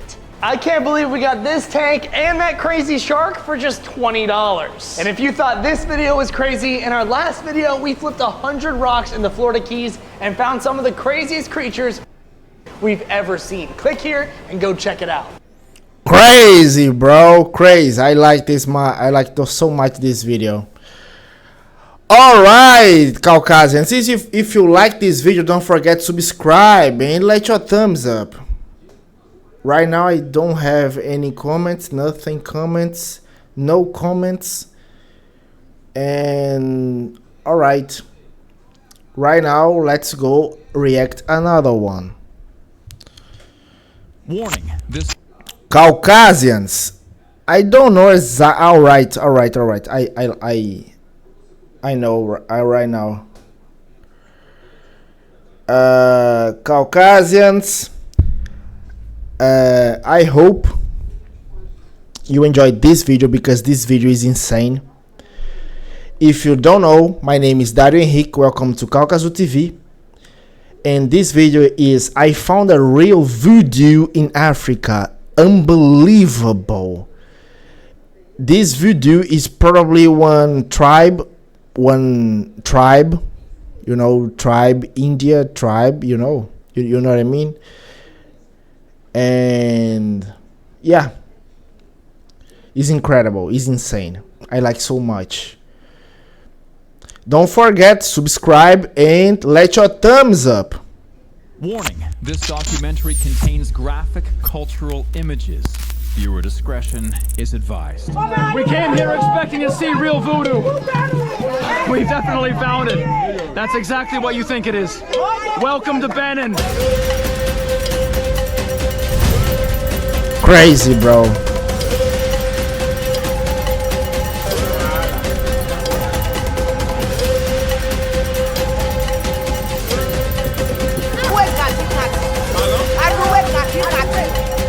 Craziest dance class I've ever been to. Ready for one of the wildest videos yet? Let's go. Welcome I'm to the already. Republic of Benin. You ready? You ready? All right. In West Africa, a part of the world known for its ancient traditions and its dark history. This part of Africa is known as the Slave Coast because between the 16th and 18th century, 15 million Africans were forcibly removed and transported to the Americas to work on sugar, cotton, and tobacco plantations. Oh my goodness. Ouida, the capital of voodoo itself, had the biggest slave port, and from there, this African religion traveled with them. Voodoo, though, isn't really just about black magic like you see in Hollywood, but it's a vibrant, pulsing belief system that hums with drums and chanting. It's a worldview and a language that connects the living with the dead, the natural with the divine. It's a spiritual framework, and it's woven into every aspect of life, guiding agriculture and politics. On Fearless and Far, we bring light into the dark corners. We tread where others dare to look, to find our own conclusions. Insane, to learn bro. From the source. To grow as humans on this planet. After all, we are all one, and often the strangest things have the deepest lessons. Let's jump in to this often misunderstood world of voodoo. Welcome to Benin. This is Dang Tokpa Market, which means market by the lake of snakes. Our shopping list today. One crockhead called a lota. One goat that eats lizards. All right. One whole dried owl. Some parakeets, some stone jewelry, and some ayope. Is real, bro. Is real. Some fruit. We're headed to the fetish market, which is just upstairs, kind of out of the view. Actually, there's some snakes hanging off the edge. A fetish is like, and we know the word fetish, you know, like Ben as a fetish for women in diapers. I like what I like. There's that kind of fetish. But also a fetish is some kind of statue or item that is supposed to be imbued with magical power. That's the fetish we're looking for. And I think the stairs is just over there. Let's go see what the biggest fetish market in the voodoo capital of the world looks like. It's not gonna be pretty. Hold your breath because it gets intense really quick. We immediately get into trouble. They don't like cameras or foreigners at these places. Our guides try and make the peace. So generally these sorts of things are very difficult to film because fetish and voodoo and all this. Yeah, bro, it's sensitive. It's sensitive. For this is, that's why it's difficult to kind of shit isn't exactly accepted recover. Worldwide. As well as West Africa, as we'll see, has a big history of slave trading. And there's always the assumption that people, especially like white people, come here and they exploit you and they take your stuff. And so here people are very afraid to be on camera. They don't like it. They wonder what you're doing. They get very angry very quick. They're nice people, honestly. They just have a tough history and they don't exactly trust outsiders. And honestly, for Ben and I, we're definitely outsiders. We look like outsiders. They don't know who we are. They don't know what we're gonna do with these videos. So generally we run into a lot of problems filming. However, we've got local contacts. We try to make it work. But right now we're running up to another problem, which is trying to capture these really unique things and show them to you guys. We can normally get over the turtle, but he was pretty angry at us. But we'll see. We'll see what we can do. Stay tuned. We back in action, boys. Check out what we got here. Oh my goodness, zoo. bro. Crazy. Dogs. There's some shit here donkeys, that is monkeys. definitely endangered. And some that I'm a bit shocked to see that I didn't expect. Rattlesnakes, probably know what that is. We've got all sorts of birds. All sorts of different frogs. Oh, this is a bird. Crowned crane. An incredible bird found only in Africa. Yes. Wow. Wild shit. And, insane, bro. Horse head. Still horse. The bits. A little bit sticky. Turtles. Baboon paw. Too close to human, isn't it? Isn't it? It goes all the way back. This is just the front door. Dude, we got Ratchet from Guardians of the Galaxy. Rocket. Yeah. That's it. Raccoon. Yeah, I didn't even think raccoon was from here, man. We continue with our very strange shopping list. Is this Lota here? Crocodile. This is Berna, the priest's son. He helps me with our shopping list. That's it. That's our crockhead. Lota. I wonder if Skeeter Ray could cook this. So this would be one of the fetishes, which means there's a spirit inside, and that's why we come here to grab these different items. They look like dried animals, and skulls, and bits to us. Each piece. Look at his face. Has a spirit. Only this. We bring these to a voodoo shrine. The voodoo priest, which is his father, then releases the spirit from inside. Yeah, the screaming duck. Oh my goodness, bro. Okay, this is maybe to make a love potion. Oh, is it? Close. You get your lovers close inside. To never divorce. I think the duck died while making love. Yeah. One of the shopkeepers explained the use for the crane and the baboon. All right, so for both of them, you make a soap. You make a soap and you wash the entire body. One is for health and one is for power, I guess. The crowned crane head and also the baboon paw. Crazy, I mean, my bro. soap, I'm used to like pine and lavender. Here it's crane and baboon hands. So maybe the next Fearlessly Farm merch will be baboon hand scented soap. Look at this. Hornbill. Hornbill Wow, head. bro. This is a bird, right? Its eye was there, its beak was here, and it's got this horn in the front. Extremely rare bird. Crazy shit, man. It's difficult to film here. Many don't want to show us what they're selling, but we joke around and make friends, and they realize we're just here to learn and have fun, not judge. Sorry, this is the hello and goodbye in Benin. Ready? 1, 2, 3, 4.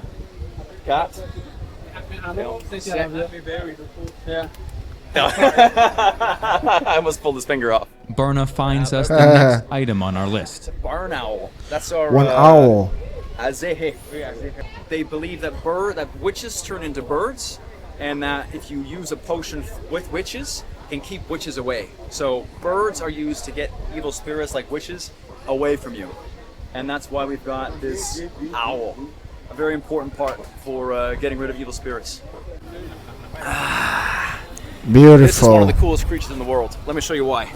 So chameleons here, they dry them and they grind them into powder to make a good luck potion. This one, luckily, is still I want one. Probably isn't going to have a good fate, but that's how it is sometimes. You just gotta stomach it. It breaks my heart a little bit to see so many that are dead. But as far as like what Mother Nature's done with animals, this thing is like a freak show in the best way possible. Number one, their eyes can move independently of each other. So one's looking at me, one's looking at you. They can look two different directions at exactly the same time. Incredible. It's crazy. People think they can change color, right? And they do, but it's not really to camouflage. It's mostly to show off to a mate or to tell us to get the hell out of here. So you can see some yellow spots. It'll turn black if it's scared, but generally it doesn't change to orange and purple and all these colors that you see.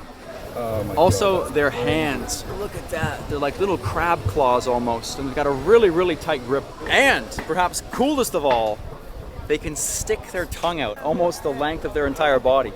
They see a fly or a cricket and they go wakak. So fast. Because the end is almost like a boxing glove or something that can wrap around and pull things back into their mouth. One of the coolest creatures on the planet. He catch Also, perfectly. Gives you good luck. Then we have a bit of a miscommunication. So what's fricas? Fricas.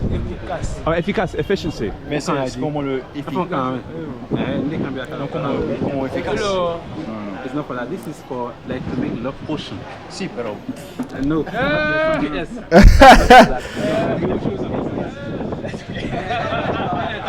So this is the make a perfume to get the ladies. Then we have something else you make to keep the ladies. You know what I mean? Yes, I know what you are. You what I mean, bro. Stuff, dude. We have 4 donkey ankles and someone who. Oh my goodness. 7, you know. What's in the box? What's in the box? What's in the box? Yeah. Whoa. Hey, what's that? Is that blast? Then we encounter something that Insane, makes even me uncomfortable. Gorillas. Where? No way. All right. More problems. Cut the cameras. We'll fix it later. Oh my goodness, bro. Shit, bro. It's gorilla. I thought it was baboon. It's gorilla. Oof. It's not gorilla, I think. Is one baboon. I didn't think my first time seeing gorillas would be like this. As a biologist, it hurts my heart. But as a traveler, I can't help but be a little spellbound by finding a market where we can see the things that tourists never do. Makes Gorilla parts, bro. heads, gorilla hands, and also a basket of squirrel heads. It's got to be like 30 in there. You need more than that. Imagine like, do you have Halloween here? Do you know Halloween where the kids go door to door and you give them. So maybe we'll have a bag of these. The kids reach in, everybody screams, we laugh. Yes. Oh, Crazy. You just dropped Scorpions. off a bucket of live scorpions. Ils sont dangereux. Bien sûr, oui. Venimeux. Very venomous. Venomous. So good for pranking friends then. Shit, bro. We'll take them all. Put them in a bag. Next, we get an interesting offer. Do I want to buy some horse stick? Guys, I must make one thing over here right now. Wait a minute. Wait a minute. Wait a minute. Wait a minute. Wait a minute. Hey, hi, leave it. Alright, and some stick on the way to meet us, and the way you talk, and so when we us, and we are, and the time I got, and way, and the walk, and the door.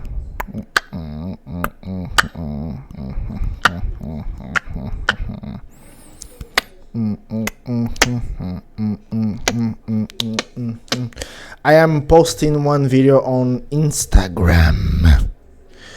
Yeah, bro, I need that.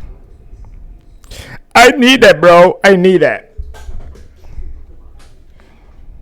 Bro, it's insane, bro. I never heard about that. I never seen this on my life. I never nothing about this, bro. One store that sell every many animals died. Dead.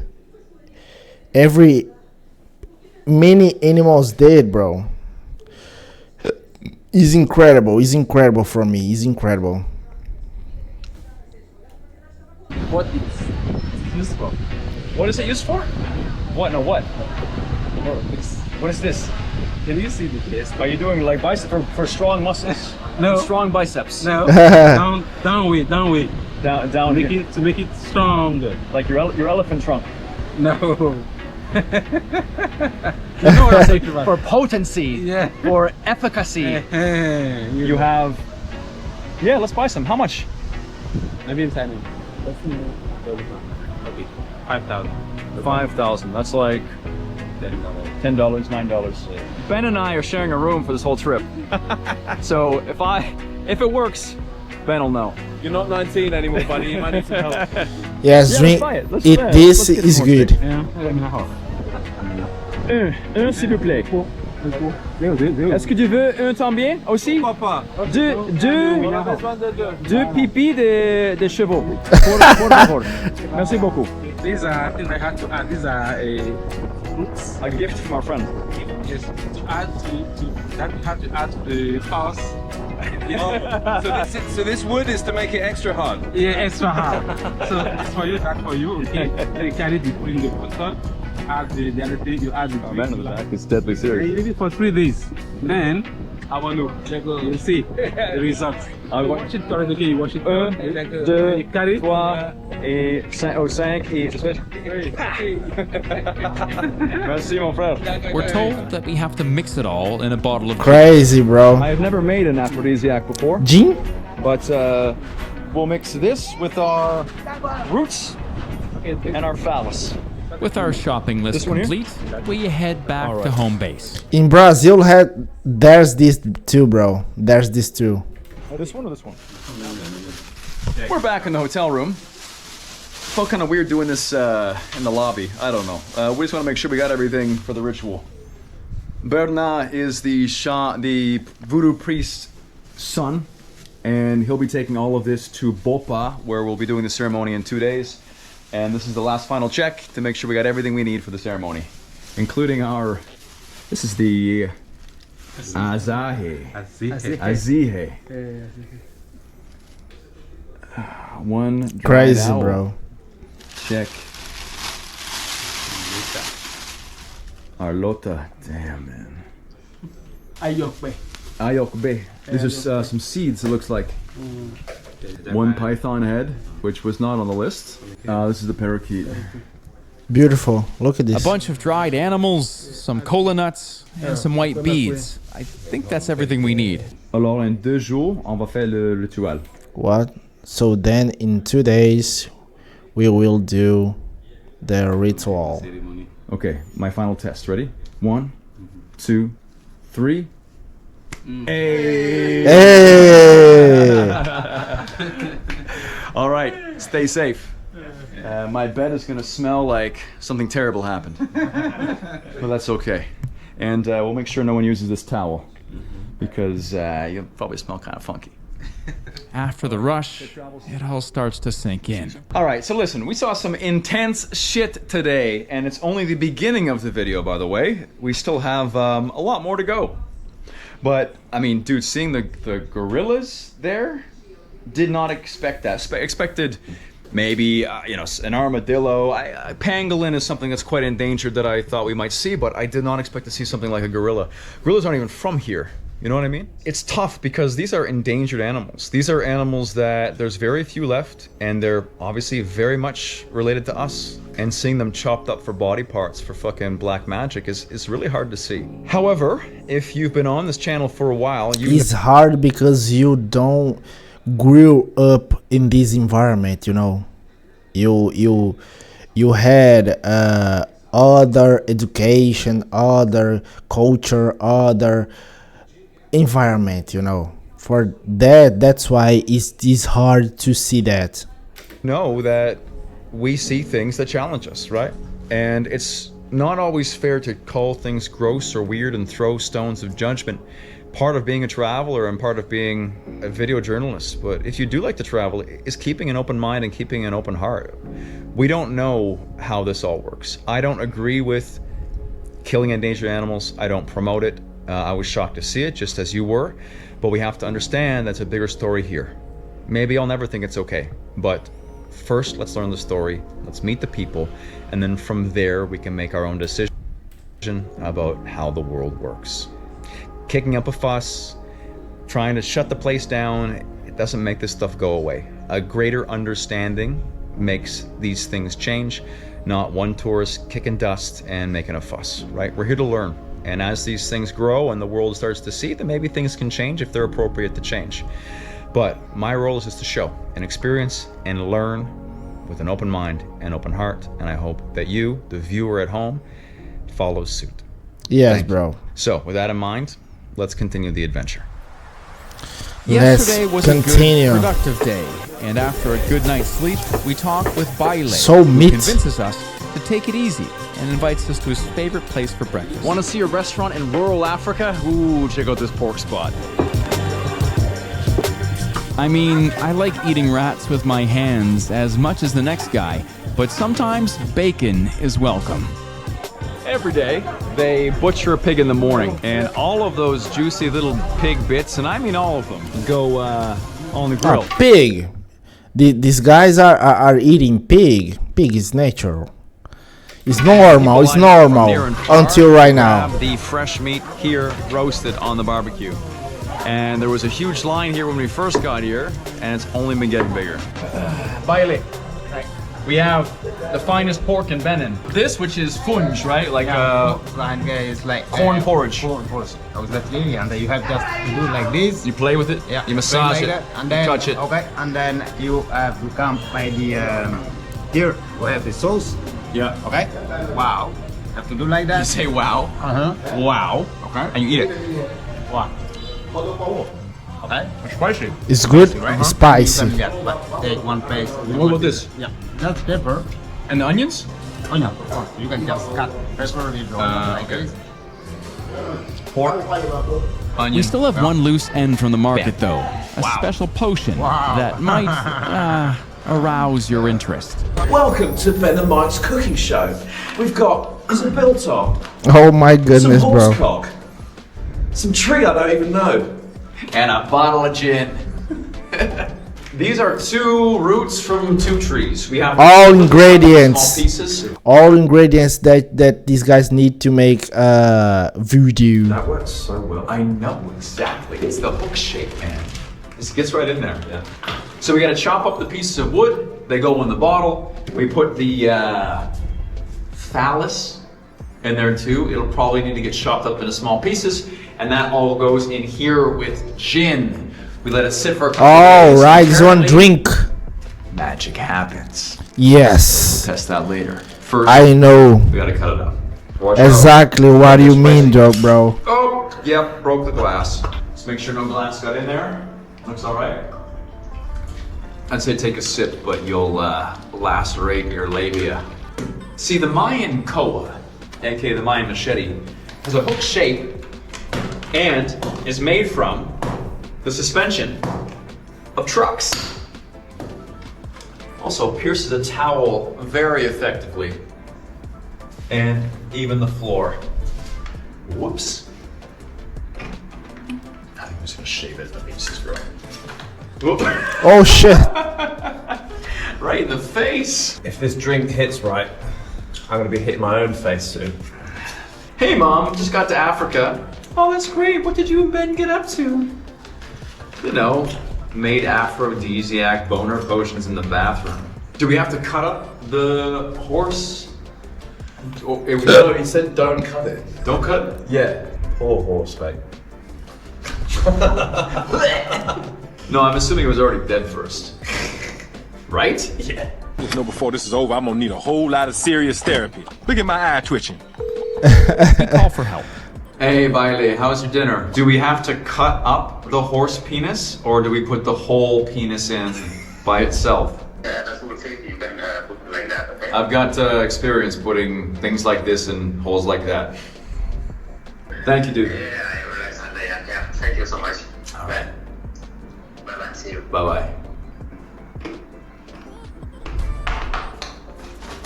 Yeah. This is ridiculous. This is diarrhea. Or some horrible disease, condition that you have to explain to some doctor back in America. Or the greatest dick of your life! Or superpowers. We'll let that sit for a day as we talk about voodoo. In the colonial period, voodoo worship was banned by France, and West Africans today would say that they are Christian. But there's an estimated 30 million voodoo believers in West Africa, so it's still well and alive today, and you can find it if you look in the cracks. Shrines are scattered throughout the villages, some big ones and some small ones. There are dozens of voodoo gods with dozens of names.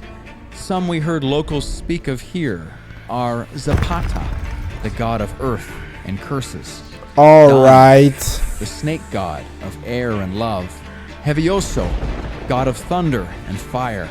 Tohoso, god of water and direction. And Ogun, the god of iron and war. This shrine is exactly where we're headed next. Continuing our search for the voodoo shrines. It's different, so different. Across the gods Benin, we are at of this country village here because there's a particular shrine for the voodoo god Ogu, who is the god of iron and war. And this god is worshipped by people who are working generally. And so because their deity is here, the shrine is here, there's people making tables, doing different arts and crafts, handicrafts to be able to sell them. Every day, these people must pray to Ogu at the shrine, and apparently if we follow this road, we will find this place where the god of iron and war has his home. Let's go. Street goats everywhere. Check us out. They've taken old school, fused it with new school, and we have a shop fan attached to a car battery next to a charcoal fireplace, blowing air up, hyperheating. Crazy, so smart. Water real fast. Old meets new out here in rural Benin. No? I come in peace. I come in peace. He comes peace. Hello. Hey. Comment ça va? Ça va bien? Oui. C'est quoi votre nom? Français. Non? Amé. Amé? Solange. Solange. Juliette. Juliette. Docal. Docaso. So sweet. Mike. Michel. Michel. C'est mon nom. Owen, son nom? Oh, Tété s'appelle. Il s'appelle quoi? Oh. You forget. It's all right. Challenge? No? Uh-oh. Sonage. Trocele.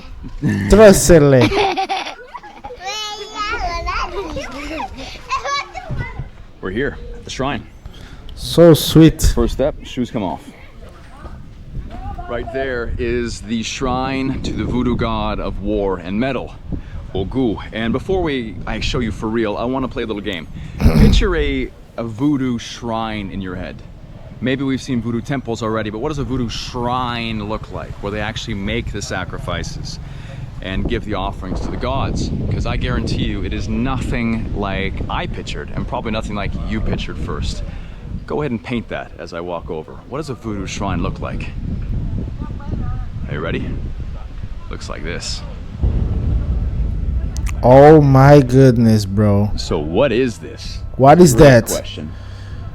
Let's go through it piece by piece. So here it's orange, right? The orange is palm oil. And palm oil is put there because palm oil in general, raises on water. So you stay on the surface, you stay above your enemies. All right. Shrine for the god of war. Oil rises to the surface. I got it. Also, you can see feathers and also blood stains on the white cloth. That's from sacrifice of mostly chickens. Sometimes other animals are sacrificed, but generally it's chickens. Also, it looks very cakey and like wax, and while that's part of the oil as well, it's for the... Why sacrifice chickens? Probably these guys think the gods need chickens, because all people sacrifice chickens. I don't understand this logic. The corn flour they use as well. There's the white cloths and the ropes, and that is for sealing in the prayer you make, the offering you made, because you don't want everyone knowing your business. So you'll come here, you'll offer a prayer, and then you'll keep the secret, they say, by covering it with a cloth or wrapping a rope around it so no one can come and see what you've done. Okay. This pile of clothes in the back might look like trash. It is not. It is a very ominous pile of offerings. So since Ogu is the god of war and steel, if you're working with metal, you're working on the field, you're driving a car, that's all metal. If you suffer an accident in work or when you're driving, and often these can be fatal accidents, the clothing of the person who was hurt is brought here and offered behind the shrine. So even if someone was fatally killed or just injured, their clothing would still be put here to be sacrificed and given to Ogu. Hopefully they would have a good afterlife. All right. Or simply recover. But 100% sure there is clothing from dead bodies there. That's for sure. So dead body. All right. Really my first introduction to a voodoo. So strange, bro. So strange. Shrine. It's hundreds of years old. No one knows how old it was, but when it began, it was simply a small pile on the ground. Now it's 7 feet tall and probably 5 feet wide. It is a massive thing that no one in the village knows the age of because it's been around before people's grandfathers. It's ancient. It's seen a lot of rituals. So old. It has an energy about it, for sure. What a wild thing, right? A mass of oil, blood, and feathers. One of the local voodoo disciples of Ogun offers a prayer of welcoming to the shrine to pay our respects to the voodoo god. Buklunu, our voodoo priest, has just started the ceremony for today. He has some palm oil, some gin, a knife, and is now currently doing some singing. Very shortly, more people will join, and the ritual will continue.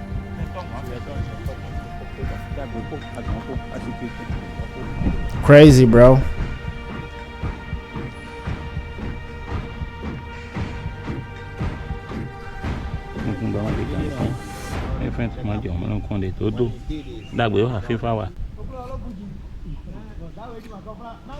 Did it work? It worked. Great.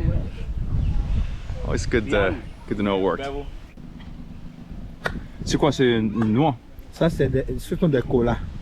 Des colas qui ont été utilisés pour faire la prière. En fait, après avoir fait la prière, ces colas ont été fondus. Et là, maintenant, c'est jeté pour voir si les prières ont été acceptées.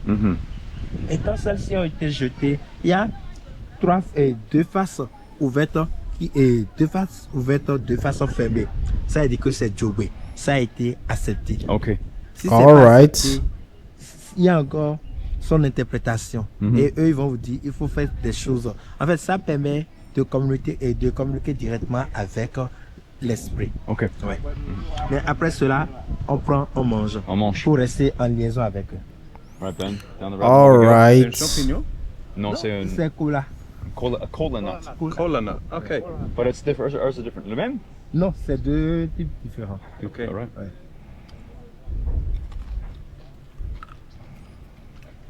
Là, vous êtes resté en liaison avec. Et vous voyez, ils ont utilisé. Delicious. Ils ont utilisé l'huile rouge, l'huile de palme. Okay, prayer accepted. But we do have a loose end. It's time to drink our aphrodisiac potion. Look. Yeah. It's a deep red, and you To can the see magic our special ingredient right happens. there on the front. So I don't know what to expect, but we're gonna put it into a glass and give it a shot. Looks a bit like iced tea. That's so red. Yeah, the color. Why am I little? Are you ready, blurry bro? right now? How is it? The taste, the flavor. I'm afraid to say it's actually quite good. No way. Yeah, try some. Mike likes horsecock. Cheers, lads. What do you think? Well, you have a warped idea of what's good, but it's better than the other stuff we've been drinking in Benin, I think that's for sure. Crazy, bro. Moonshine, definitely. All right, listen. So we have a big day tomorrow, another big ceremony, and that should take a little while to kick in. We'll report back if it does, okay? But the one tomorrow, the ceremony, is we've got really high expectations. We've contacted some very local What? voodoo- What? What are you doing? What do you mean? Just getting the charcoal out, mate. Let me do my job, bro. All right, road trip continues. You got to see how we get gas, because it's Shit, hilarious. bro. Check us out.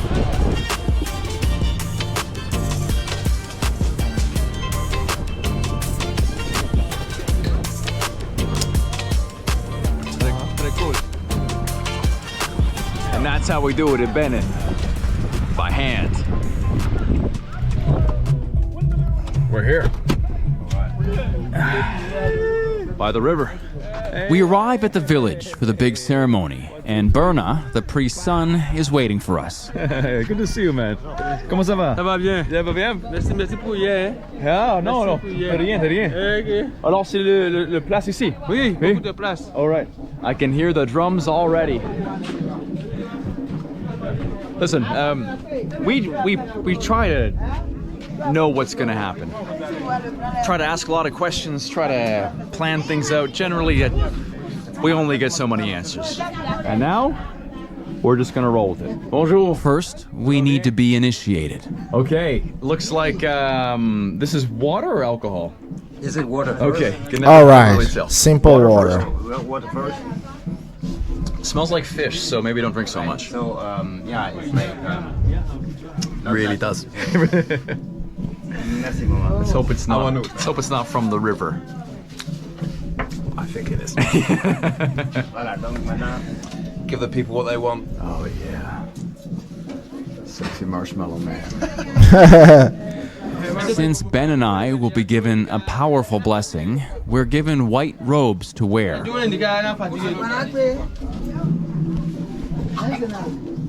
Looks like our aphrodisiac potion. Let's cheers to seeing where this goes. Holy moly! Go. Another mark of a true traveler, drinking strange liquor without asking what's in it. Yeah. Okay. Right. Okay. So, yeah, you can have it like one show. So That will be good.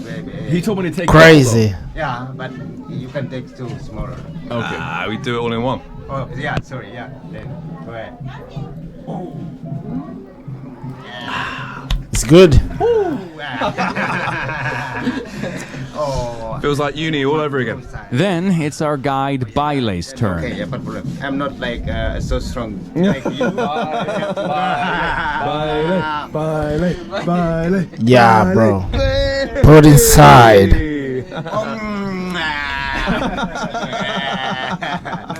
I did not think today would start with shots. It's still the morning. You see, I'm having like, you see, oh shit. Insane, bro. It's very strong. Good job we're not driving. Wow, that's right. Thank you. Yeah. We follow the sound of drums, which is a common thing to do on this channel. Yeah, the adventure starting right now.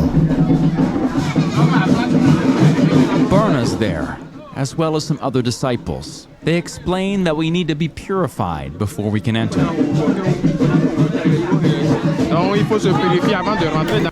You need to purify yourself before entering.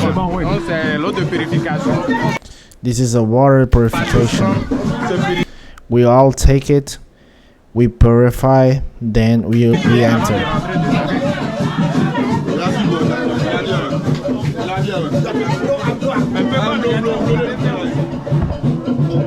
Crazy, bro.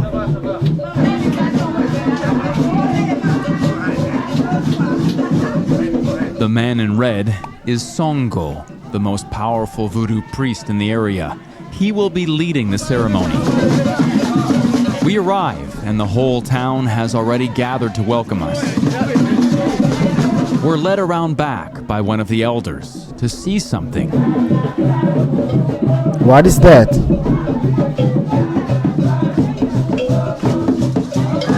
It's another shrine for Ogun, the god of war and metal.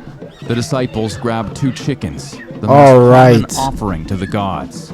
I think you can imagine what happens next.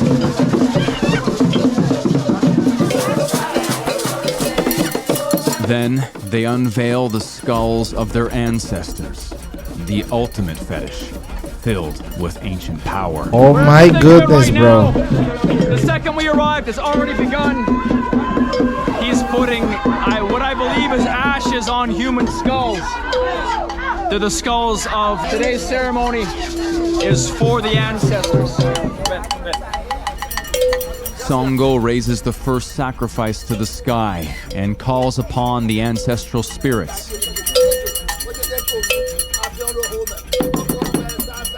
The disciples stay silent. The offering is about to begin. Then I learn it's not ash on the skulls, it's gunpowder. Crazy, bro.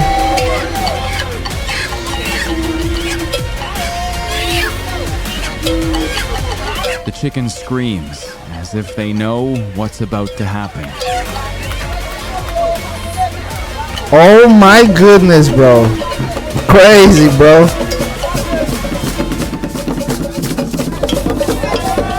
Crazy, bro. It's a large blessing for the whole community.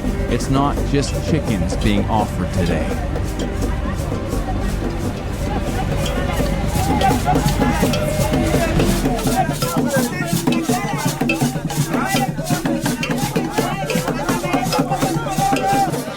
I wish I could show you everything, but unfortunately, I can't on YouTube. For the full uncut and uncensored versions of all my videos, check yes, them bro. out on Thank you. Patreon.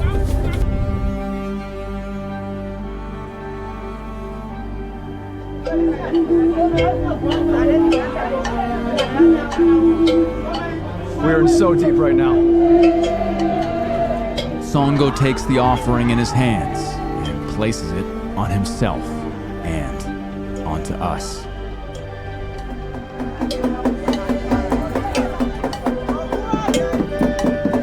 Yeah, bro.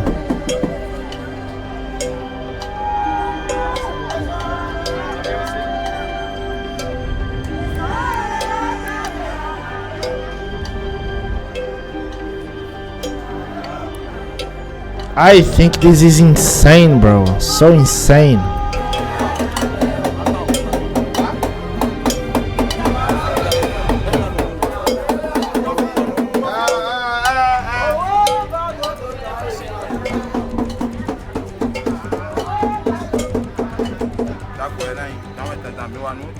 More of the offering is placed into a cup with gin. Drink it. Or what? And drinking. Consumed by the priest and his disciples.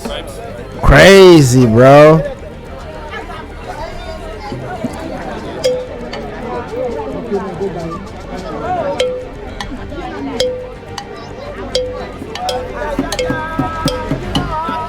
Crazy, bro.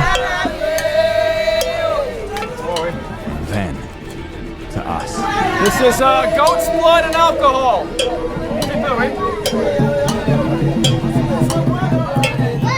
You gotta try that. Yeah, you can taste the blood.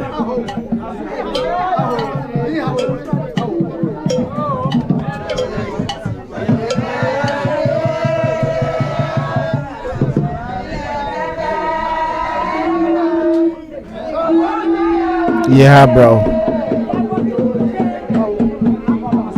As Ben and I try to figure out what to... Photo box. Shit. Be open to anything.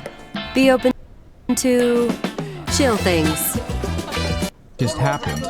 2 disciples lead the chicken back to the shrine, and thoughts start to race through my head. Feathers, bones, blood.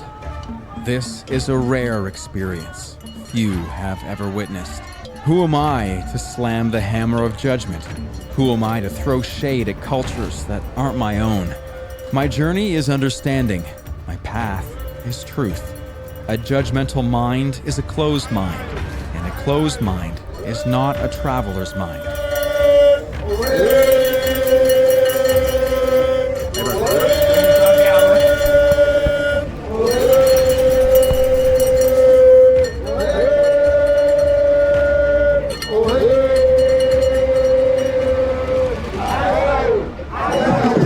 Next, as is so common in these rituals around the world, we celebrate. Craziest dance class I've ever been to. Bro, I'm speechless.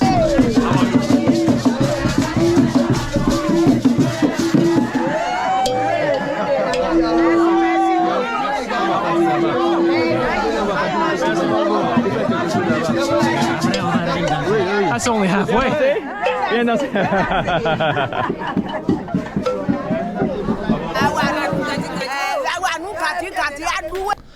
You danced well, you danced well.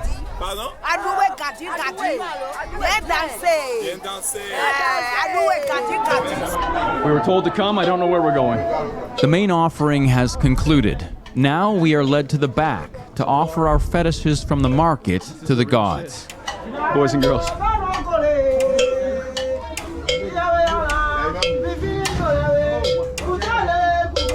What is that, bro? The second offering begins, and it reminds me. A traveler's mind yearns for both sides of the story, knowing the answers are always complicated, that nothing is black or white. I don't expect all to understand, and I don't expect all to support, but the true travelers know there is wisdom in the dark cracks, where the uninitiated fear to look. Bigotry is the poison in our world today, the inability to see it any other way than our own. I might not always agree. I might not always participate, but I will always watch, listen, and learn. For that is the mind of a true traveler.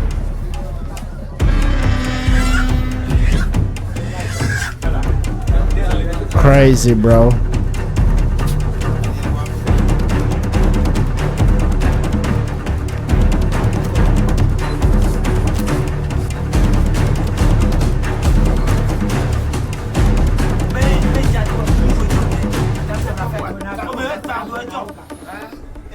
Phew, we made it through. And now, shots. Look at him, bro. Look at him. Look at here. His face. So static.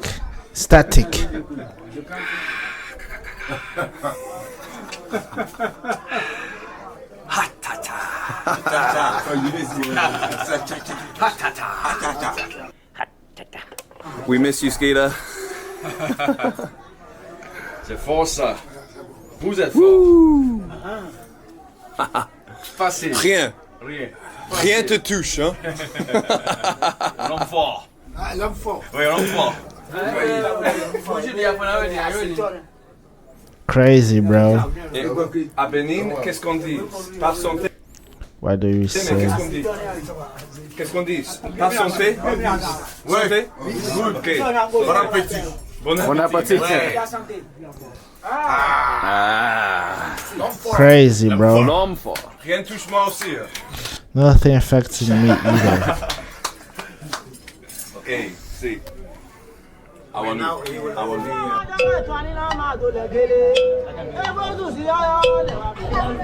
After giving the fetishes, Ben and I return to the site of the offering to receive our final blessing. Remember, this is a shrine for Ogun, the god of war and metal. Since many jobs revolve around metal, he is also the god of success in your career. Ben and I receive a blessing for success as we sit silently in front of the priest.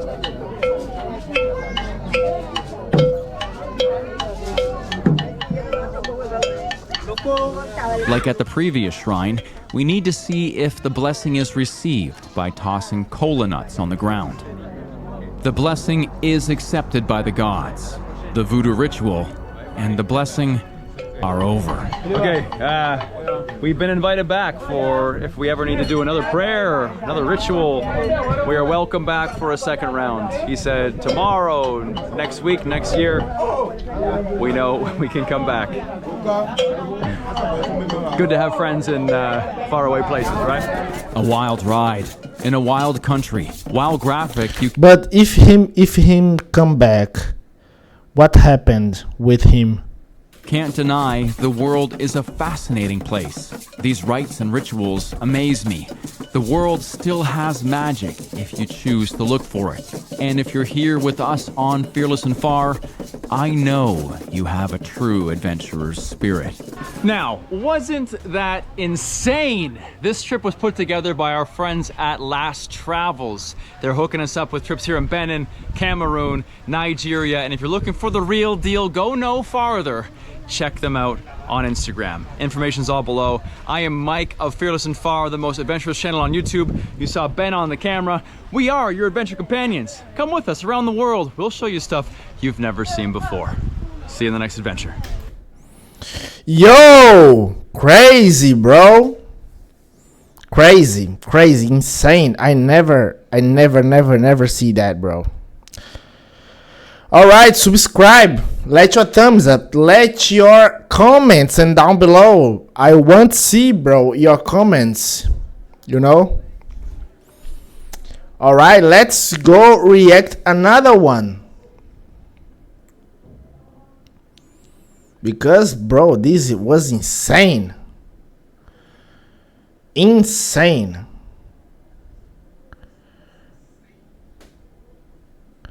All right, let's go. This video, guys, is camping and living from the ocean in remote Australia. Australia is an amazing country and amazing. There's amazing animals, exotic places, exotic animals, and something like that. And then the channel of this video is B2B Castaways Streak and Friend. Streak and Friend. This video published 13 days ago. All right, if you like this video, don't forget to subscribe this channel and let your thumbs up. Welcome to Kalkazu. And my name is Dario and Rick. All right, let's go react to this one. And the next few days, we're going to be hanging out on the tropical islands of the Great Barrier Reef, exploring and catching and cooking some amazing meals. We're going to be spearfishing, sailing, and diving Exotic. into the reefs. It's going to be one hell of a ride, guys. Exotic, bro. Look at this. Look at this. Wow, bro. Look at this.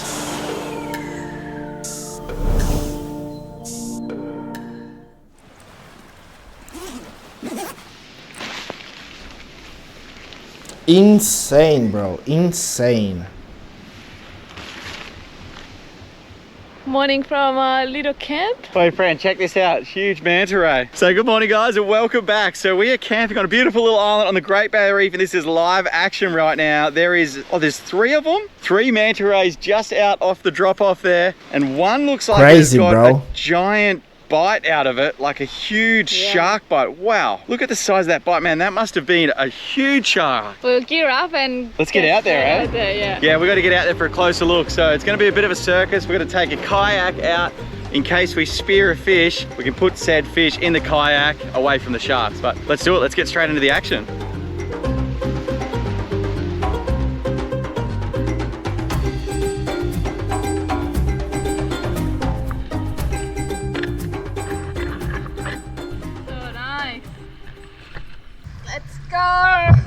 Yeah, let's go. What is that?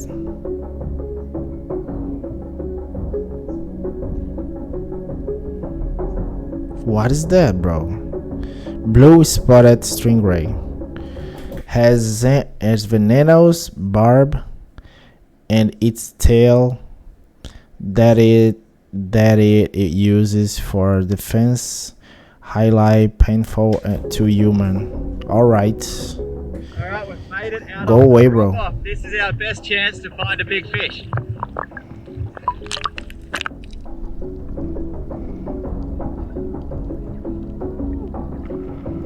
Beautiful, beautiful, amazing, bro. I like watch video like this. Look at that, bro. Insane. There's a huge school of mackerels. Beautiful title. She's going back. She must have confused me for a manta. She must have confused me for a manta ray with these colors. Beautiful, beautiful.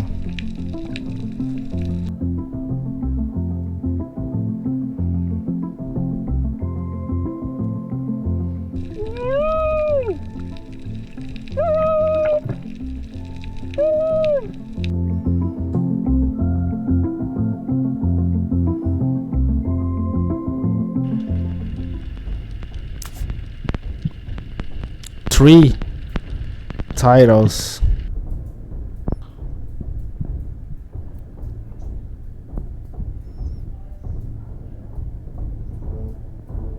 Oh my goodness, beautiful, beautiful.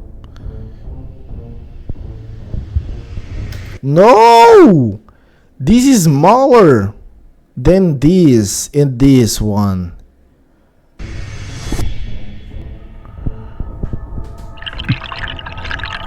The shark.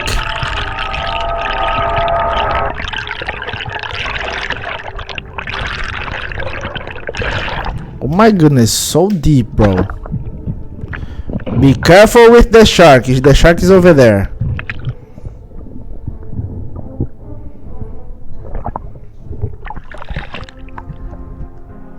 Beautiful, bro. And huge.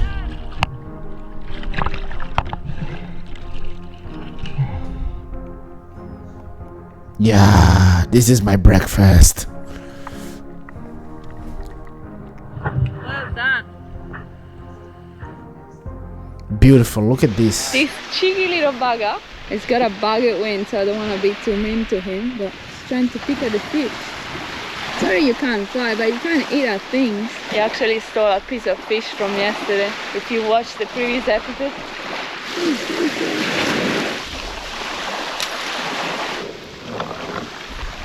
What a cool looking fish, eh? So there's two fish that look very similar, one being a diamond trevally and one being an African pompano. I've never speared one of these before, but recently we put out an episode when we were spearfishing and a big school of these guys came in, and I was sort of like eyeing them off with a spear gun, but waiting for something better, I thought, and I got a Spanish mackerel. But everyone in the comments said I should have speared one of these guys. So when we saw one today, I was like, yep, let's try this out. So we're gonna be trying a new species, and yeah, I'm really keen to see how it tastes.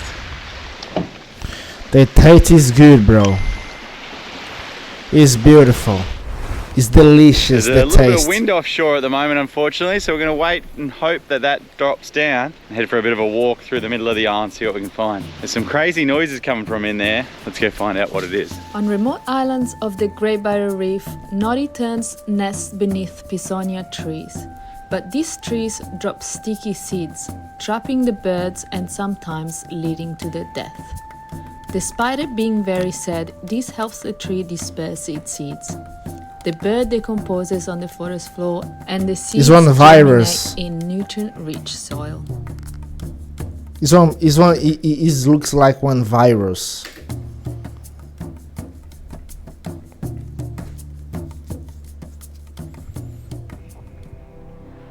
Tonight in the Castaway's kitchen, we're gonna have fish cakes. I really hope I brought enough ingredients for it. Check this sunset out. So peaceful. Let's see what I brought. Leftover panko from last night. Carrot, eggs, ginger. So many sharks in the shallow. So fun.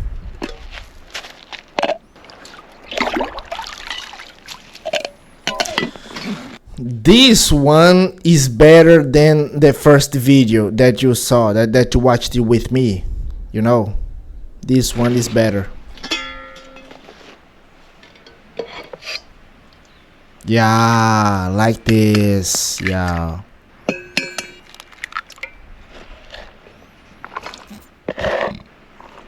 Yeah. There's a couple of sharks coming in just as the sunset and that tides are coming in, having a sniff around. Oh, what's he doing? It's like scratching himself on the bottom or something. Is one shark? Oh, yeah, it's such a magic time of the day, hey? The sharks are coming in. It won't be long until all those birds out there, they'll return in straight over the top of our heads. We'll likely get pooed on a few times as they come in and find a spot to sleep for the night. What happened, Fred? Were they trying to get your dinner? Birds, no shame. They just came straight to a camp, to a beach kitchen. Be careful, girl. And just help themselves. I'm gonna mush it all up. How's it looking? Mushy. Yeah, that's what you're looking for. It's pretty hot though now.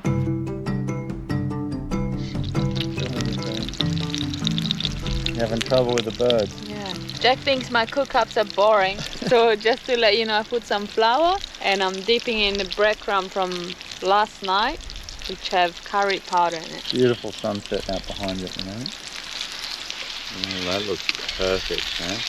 How'd it turn out, Fran? It smells absolutely delicious, and it looks good as well. Fran's famous fish cakes. Yum. Recipe menu: boiled fish and potatoes, onions, ginger, carrot, tomatoes, eggs, flour.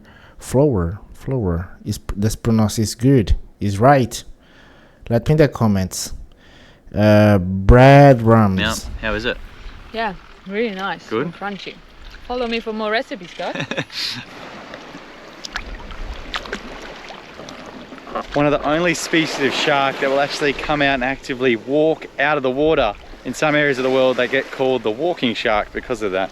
I reckon crazy, bro. That epaulet shark is looking for little crabs and that type of thing hidden in the rock pools. Oh, that's a good sign, Fran. What did you... One lobster. Whiskers, they're so long. Oh, he's a beauty. Would have been a big one. Great colours, eh? Yeah. Hopefully we can find one tomorrow. Put it on your head. You think your mom will be happy if we bring it back to the boat? Yeah, I'm sure she'll be stoked. Satori 2. For your day favorite 4. Son, your favourite son. A bit of a change of plan. The winds are good, so we're just gonna pack up camp and sail north. Let's do it. We got stuff everywhere.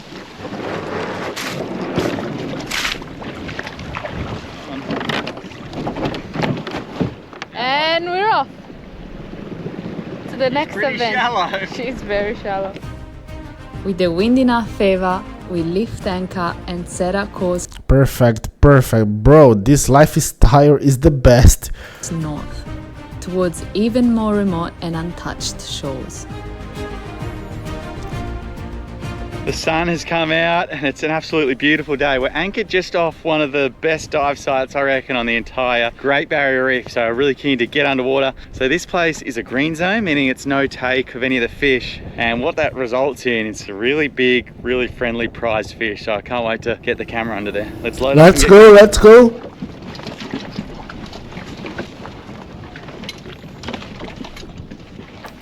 Beautiful, amazing.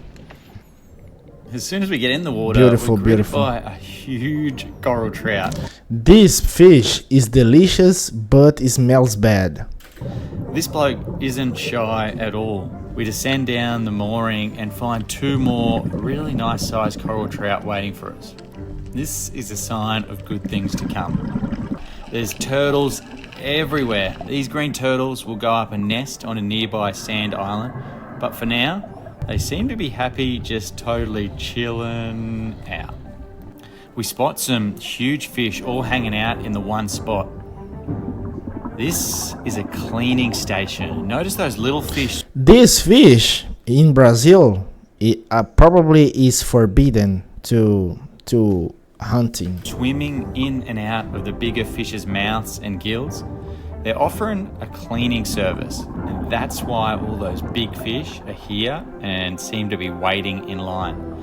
I love how the coral trout will change their colorations and even their patterns when they're ready to be cleaned. Now, these fish would be a prized catch and a great meal, but the green zone has allowed them to live without fear of humans, and that is pretty cool. They're not the only ones here for a clean. A giant manta ray soars in and hovers over the top of this bommy. If you look closely, you can see exactly why he is here. The little fish down the back end are cleaning off any little parasites that might be hitchhiking a ride. Amazing, bro. Look Down at this. deeper, hidden at the back of a cave, we spot a giant moray eel. And some very trusting cleaner shrimps that will actually swim inside his mouth Clean. to This clean his shell. this shrimp is clear. No, thank you. This shrimp Seems clean. everywhere you look, there's something Clean the quite mouth. amazing to see. Amazing, I reckon bro. if I had to take a mate anywhere to give them a taste of the Great Barrier Reef, this spot would be a pretty good option. The bottom is covered in beautiful corals and small fish, and there's big fish filling the entire water column. This is a snapshot of how amazing certain little pockets of the reef can be. Amazing, bro. Literally amazing. Alright, coming up.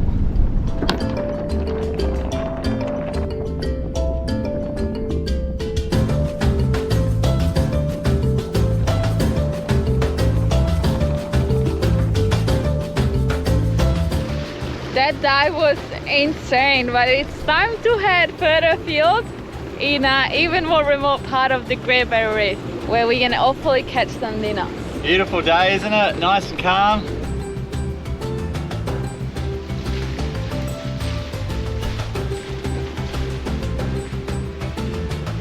Looks like there could be an amazing entrance in on this side of the shallow reef here, but So there's only a little deep. passage, so we're just taking it steady, and hopefully we'll be able to see any bombies as we make our way in. It looks amazing in there. There's shallow reef on either side though.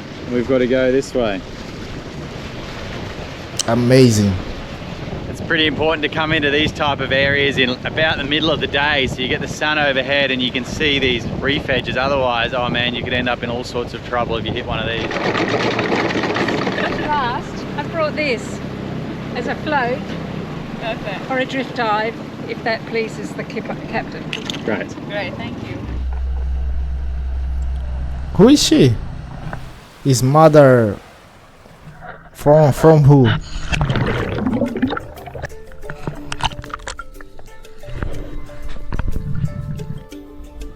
What is that? shark, glowing fish.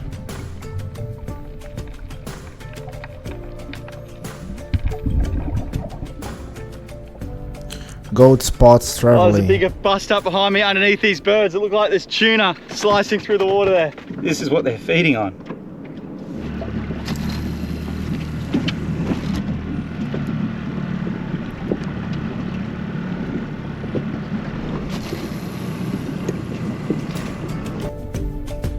Look at this snake, bro. I never see this in my life. This is my first time seeing this snake. A live ocean snake. Juvenile Barramundi cod. So strange.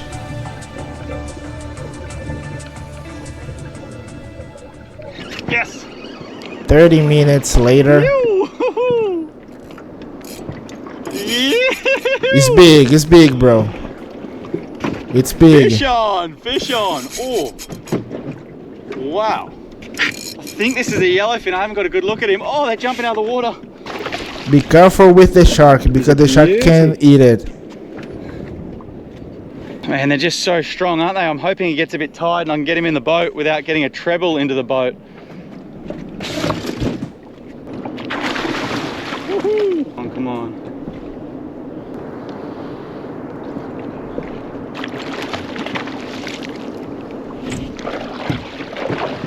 Yeah, bro. Ah, had him. Strong. Yes. Oh, one ate him. Oh, he's a beauty. Yes. Crazy, Check bro. that out. The first good fish out of the Highfield tender. Actually, the first fish at all. He's an absolute beauty, hey? That is what I reckon is a long-tailed tuna. A tuna, yeah, exactly. There's some beautiful, beautiful eating. So I'm gonna get this guy bled and processed. It's gonna be something delicious. I'm sure Fran's got something in mind for him, but how cool is that? The first decent fish out of the Highfield tender. I gotta go, I just heard the others cooing up the reef. I hope they're all right. Crazy, bro. Hello?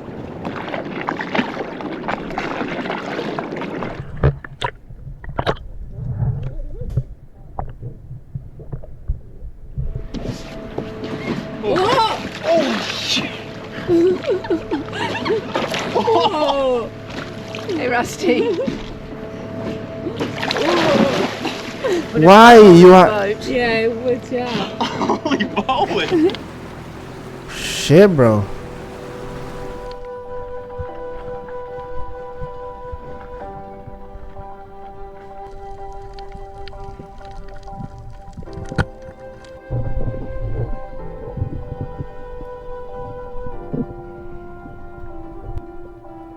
Look at this lobster, bro.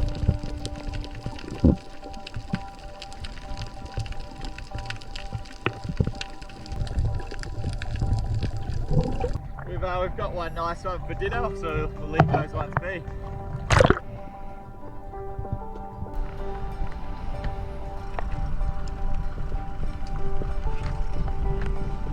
Wow, bro, wow. What have you got there? Check out what we got. The beauty, hey. Giant cray. Right on sunset. You reckon that's big deal? Beautiful big crayfish. Dad spotted this one. The old fella's still got his eye in for the crays. Yeah, we're gonna cut him up and do something with him for dinner tonight. Nice one, isn't it?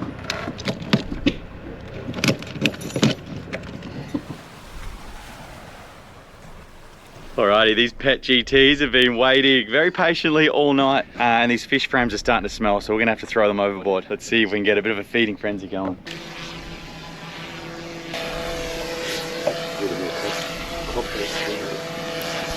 There's another one. Ate him. Oh. Shit, almost.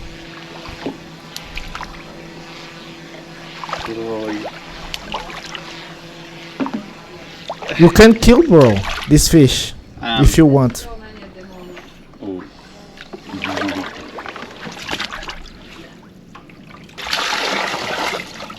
Should I let this cray go?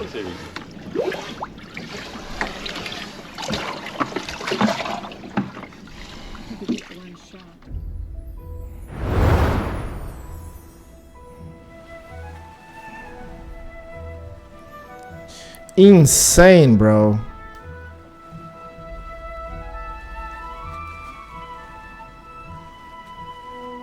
How cool is that, hey? Now, Fran's actually got the drone in the air and seen a big school of GTs feeding on some Look at fusiliers. this! So we're gonna head down in the tender and see if we can get them feeding in action. Let's go down. All right, we're on a Crazy. mission to find and film GTs. We've got the whole gang on board. Plan is to have cameras above, below, left, right. Well, hopefully we can get some action. Hi to my fan base, just letting you know I'm on board. Lovely to have you along. Fran's just spotted All them on the family drone, together. So we're gonna make our way up, hopefully cast at them. Going for it.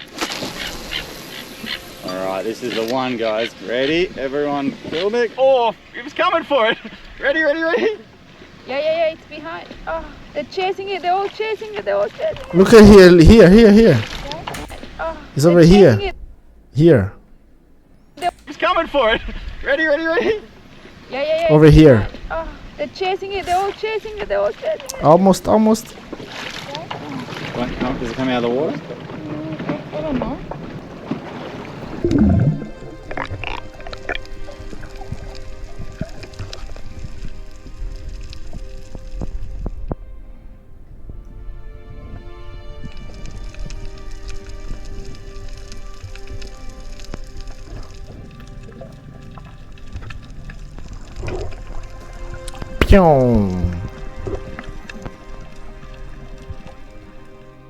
Just spotted a couple of big splashes up ahead and it looked like the back of a whale. So Fran's got the drone up above them now to get a bit of a better bird's eye view. What does it look like they're doing, Fran? I'm on a mum with a calf and they're on a mission. They're going somewhere. They're so fast. How many of them? It looks like there was a male chasing them. Oh, really? Yeah. Damn males. There's your infected thumb, Dad. It's not getting any fatter, so see what the doctor lets me go in the salvo. I think I got it nailed. This is so cool. Oh my goodness, bro. Look at this. Got a new pet. It's a huge Chinaman, but the GT is now wised up to him. Oh my goodness. Too late. Gotta be quicker. He's scared of the GTs. Come and check this out, Dad. We're about to serve lunch, but we just got interrupted. Woohoo! Look at this new pet. Look at him. Whoa. The monster, eh? Crazy, bro. Feel bad. I'm gonna jump in and try. I'm gonna jump in and I try to film the underwear while Jack is feeding it. While Jack is feeding it. We got every single angle. What is feeding? Feeding it. Feeding. What is feeding? Feeding. Alimentação, ó. Look at this. Feeding. Feeding it. I hope you enjoyed this footage.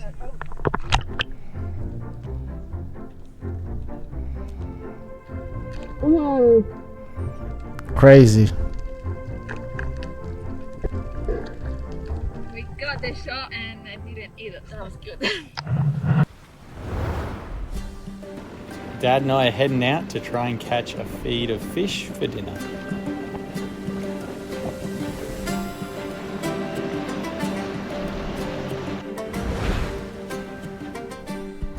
Yeah, I like that. Green turtle. Shit, bro.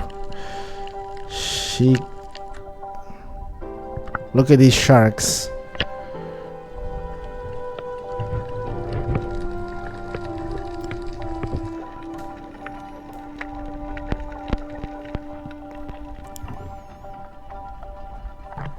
Dad has just spotted a really nice coral trout under here, underneath this plate coral.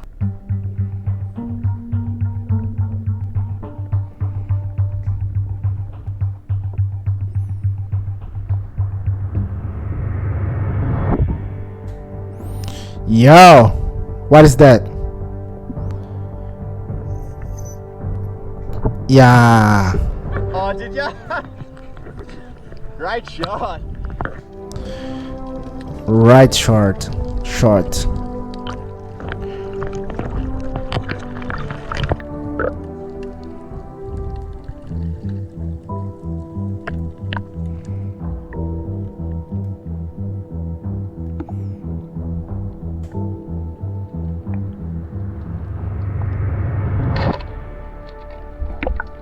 Yeah. And the size is good, bro.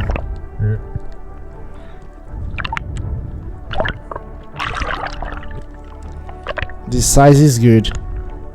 It's a nice one.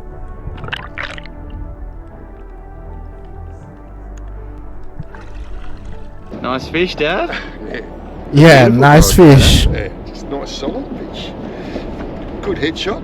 Yeah. You would have given me a very hard time about that growing up, that shot placement. I think that's called the gut shot. Aim in the middle. Nice feed. How did you go, guys?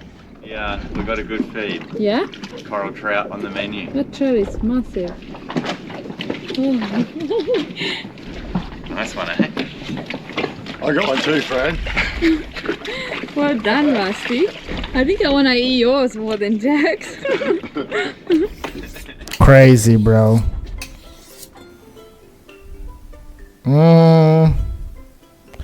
So wasabi. For the crayfish, I'm just chopping them into those nice shrimp. bite-sized pieces. A little bit of flour, a little bit of garlic herb, a little bit of Italian herb. Mix it all up, and then we'll shallow fry that in some garlic and butter. Yeah. It smells so good. Yeah. Smells pretty good, hey?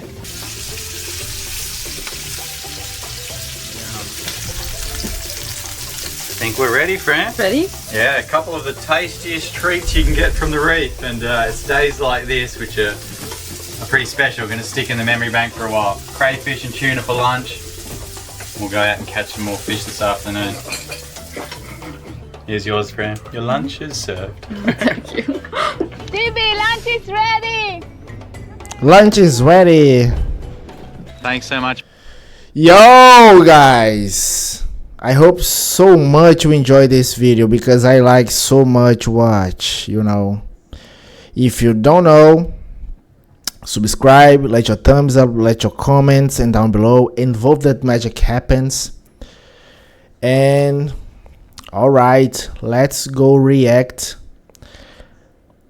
another one. Probably in this video, I travel the world cooking some of the wildest. Probably you will like this one, this video, because this video is so insane. This guy will cook every exotic animal. The title of the video is I cooked every exotic animal. Alright, I hope you enjoyed this video, Caucasians. I need to take some water because I need drink it.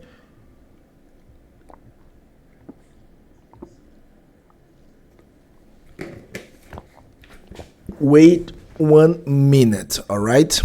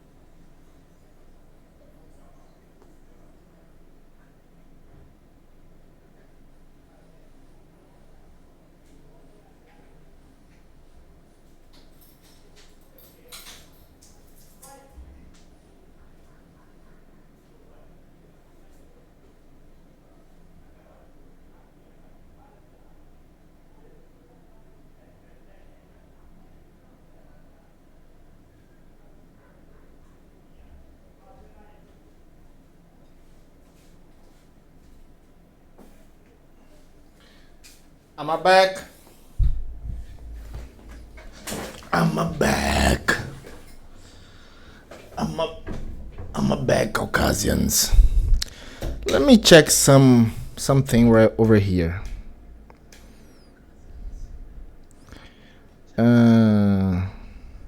Yeah.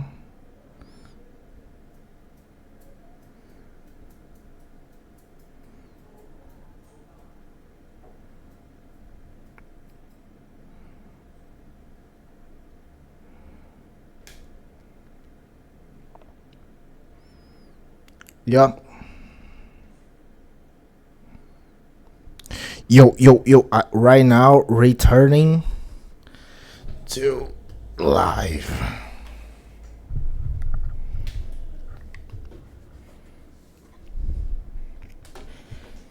Animals on the planet. From my home state to remote islands in Asia, I've eaten things most people would never even touch. Each animal is going to get more and more extreme, and by the end of this, I'm going to be cooking the biggest crustacean I Oh can my get my hands goodness. on. My dream is eat this, bro. And by the end of this, I'm going to be cooking the biggest crustacean I can Yes, get my my dream is eat this every, hands on. But first, I'll be cooking The Mekong catfish. It's the largest freshwater fish in the world with a maximum weight of over I never see this, bro. 770 pounds. Not only are we going to be cooking the biggest freshwater fish in the world, but we're also going to be donating it to people in need because this is well over 500 pounds of meat. We just got to the filming location and they're unwrapping this catfish. This outdoor kitchen is in the middle of Thailand, where everything around us is a potential ingredient. The biggest difficulty we're facing right now is that not a single person here speaks fluent English. There is a massive language barrier. My friends, what's next? What is next? Defrost, okay. Yeah, bro, it's difficult. This catfish species is rare and hard to get, so if we're gonna cook it, we're gonna need some help. I'm here with the only gentleman that speaks English. His name is Thumb, and he's the guy that invited me out here. Obviously, I can't communicate with any of the crew up here. First of all, I don't think this has ever been done before. Ever. Nobody has ever attempted to cook one this size whole. This will be my first time, and your first time, and all our first times. There are a series of steps we need to make in order to feed everybody. With the first step being to lift this fish off the truck, I started to get nervous. I've never lifted anything this heavy before. We also have to put a human-sized steak into the fish and lower it into a fiery pit for it to cook. All right. With 19 hotel brands, Crazy, at bro. IHG Hotels and Resorts, you can guess how you guessed. I'm freaking out right now. 1, 2, 3.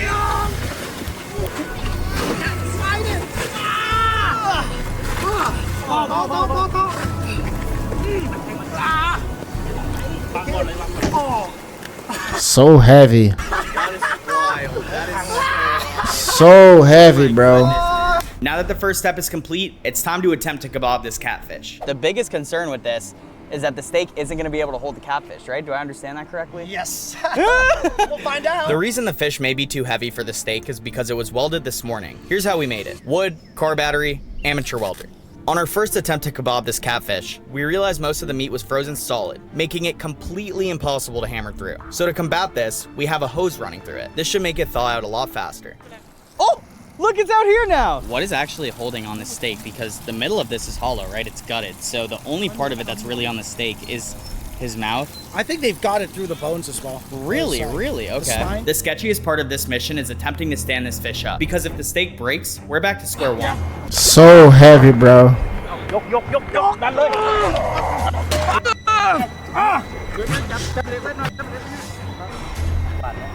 Now, the thing we were most afraid of actually just happened. The steak on the bottom of this broke. So the only thing holding up this 600-pound catfish is me and Thumb. We tried to get the steak out, but it wouldn't budge, so it's coming along for the ride. All right, so that Time first to attempt try his size. It did not work. It did not work. So what is the plan now? My team's over there. They're welding 4 metal poles onto the same metal platform that we were using earlier instead of the steak. We're going to try to put that around the catfish. How confident are we that this is about to work? Realistically, if you were a betting man, your life is on the line.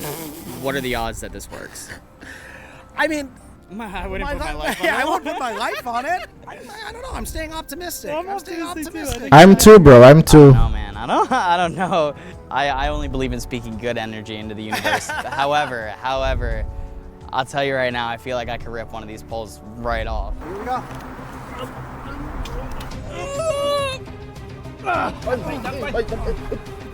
Go. Crazy, bro.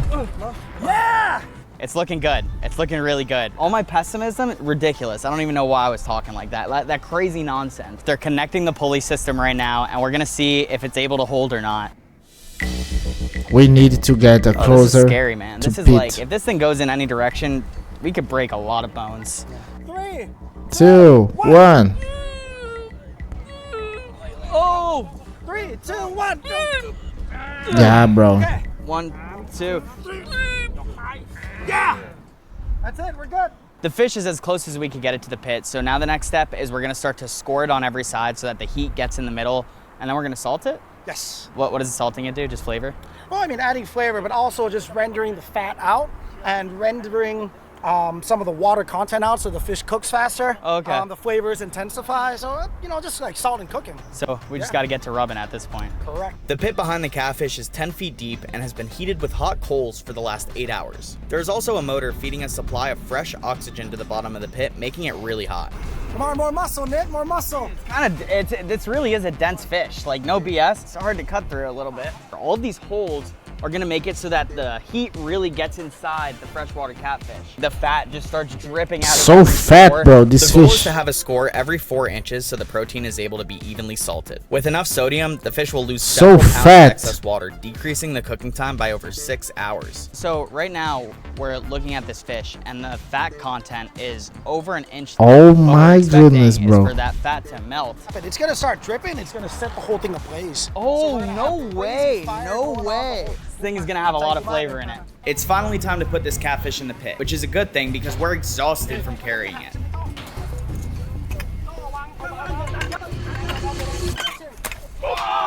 Shit. Shit. I don't want to talk about It's completely snapped. I'm not gonna lie, I think it's entirely my fault. The plan is to retie the pulley system and hopefully it will be able to hold. Now that there's an Steel, bro. in the rope, Use it might be a little bit steel. tougher, but this is our only option at this point. 3, 2, 1, bite. Silver. Oh my god, steel. Oh my goodness, sorry. Use silver. It just landed right on his foot. Oh my goodness. This is bad. This is bad.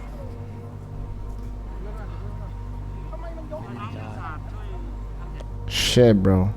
Book's toy. Is since it. Yes, his name is Book.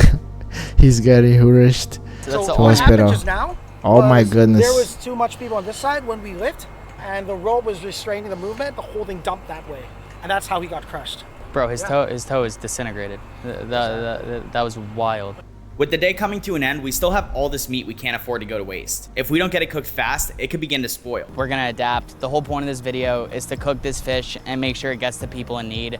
We're lucky enough to where Thumb owns a restaurant that's quite literally 3 minutes away from here. It's the right thing to do to load it into the truck and cook it correctly. With the priority shifted to feeding these kids, we got to work breaking down this fish. Usually you'd fillet an entire side whole, but because of the size of it, it has been broken down into several sections of its body. While that was underway, I was making my way to the hospital to go check on Book.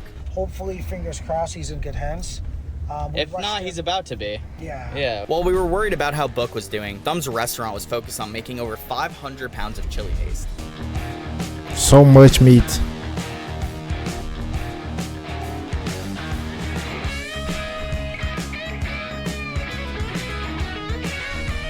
Yeah, crazy. With a splash of real citrus juice Corona. and classic cerveza. It's Citrus y cerveza. We finally got some good news. How you doing, my friend? Did it hurt?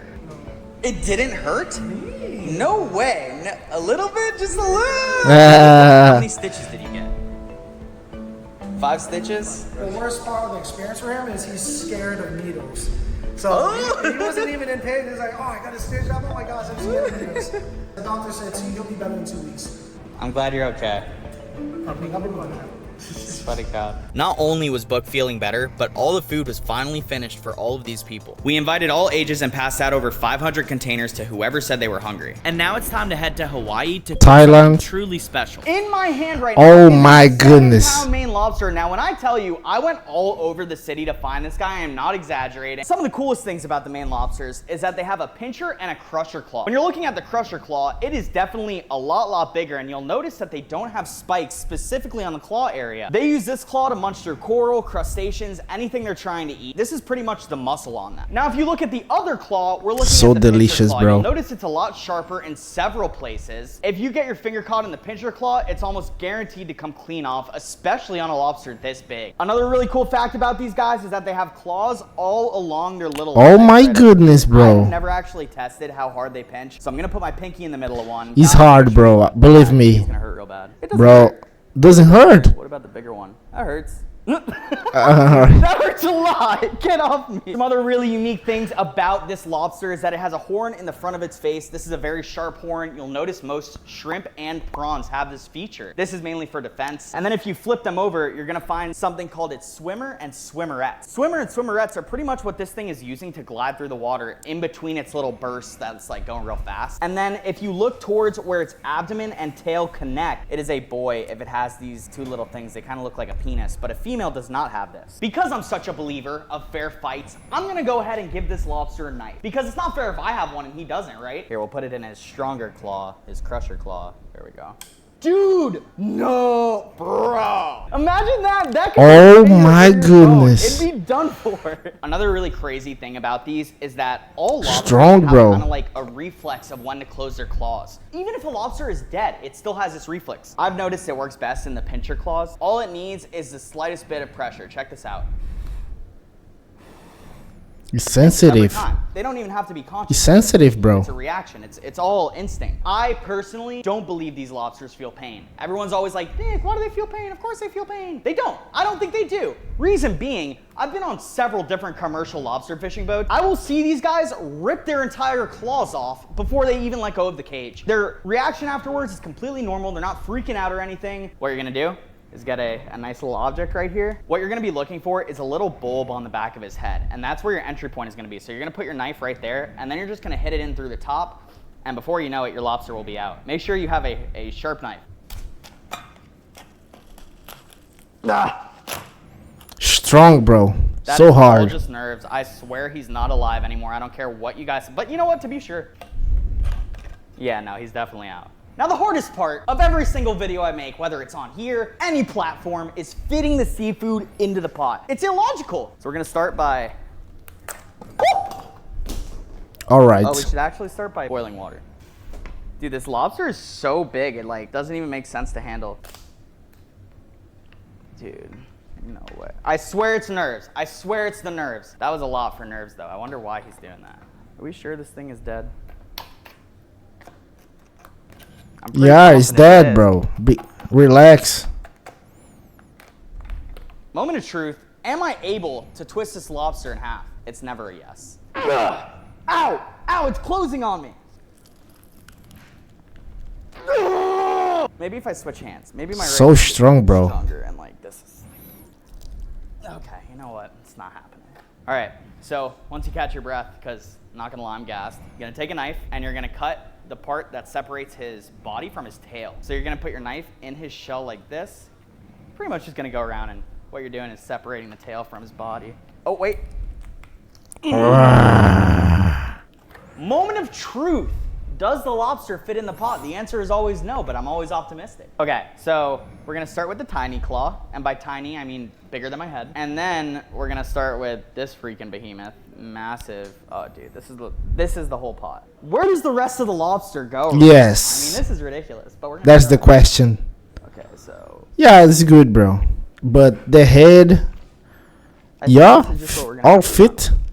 That fits. People are gonna say it doesn't fit, but it fits. It's actually so interesting because like as the water is heating up, you can see certain parts of his body is having different reactions. And it's not like he's alive or anything, it's just his body. It's just like, Depending on the size of the lobster, you're gonna have to boil them for different amounts of time. When you're boiling a 1 pound lobster, you're only doing like 7 minutes, but because this lobster is 7 pounds, we're gonna have to go all the way for 30 minutes. So we're just gonna leave this guy in here. Hopefully he doesn't escape. I feel like he's moving a little bit, but he'll be fine.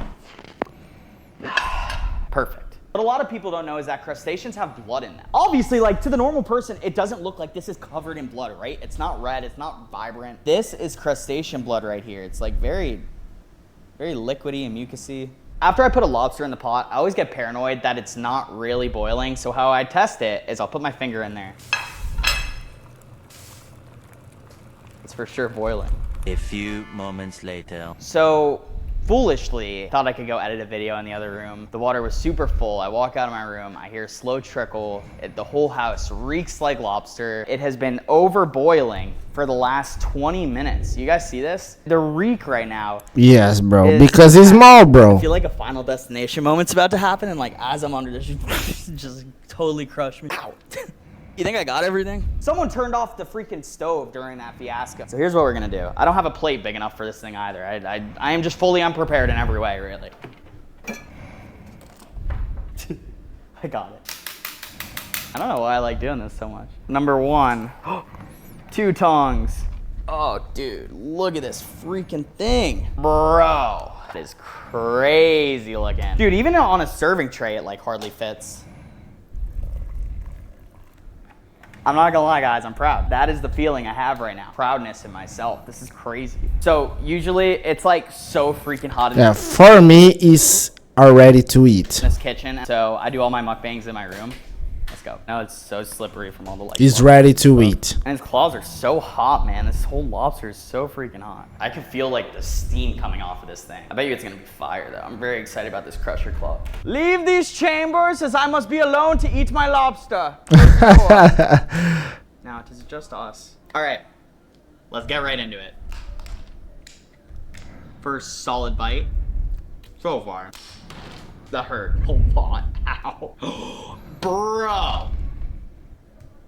I actually don't know what to do right now. That was how I was gonna eat my lobster. And because that was a fail, I'll be cooking 3 massive Maine lobsters later in this video. But now it's time to head to Asia to cook and eat one of nature's most vicious animals. Right in front of us is a freshwater crocodile. Now the things that make this thing so unique. A, it's only indigenous to Southeast Asia. So think Thailand, Vietnam, Bosnia. Right off the bat when you're looking at it, you probably noticed that the leather is only on certain So exotic, bro. That's because the leather trade for crocodiles is so big here in Thailand. Before they sell it for the meat, they harvest all of the leather off of it, and usually it's sectioned into much smaller pieces, but you know me, I just bought the whole crocodile. Most of them get to about 6 to 10 feet, but the really big males can get up to 13 feet and 770 pounds. Even though the males get so large, you usually don't see them attacking humans. The reason for that is because they usually just eat fish, snakes, amphibians, sometimes like a small mammal here or there. However, there is one recorded death of this thing actually attacking and eating a child. It is a small mammal if it's a child, so you can't even really blame them. I've been trying to open this thing's mouth for the longest time. First I tried fire, after that I tried thawing it with hot water. It got to the point where I chipped a tooth and almost hit my eye with the tooth fragment. So you see this giant jaw muscle right here, it has a bite force of over 1,000 pounds. Even after this thing is dead, you can't even open its mouth. It's literally impossible.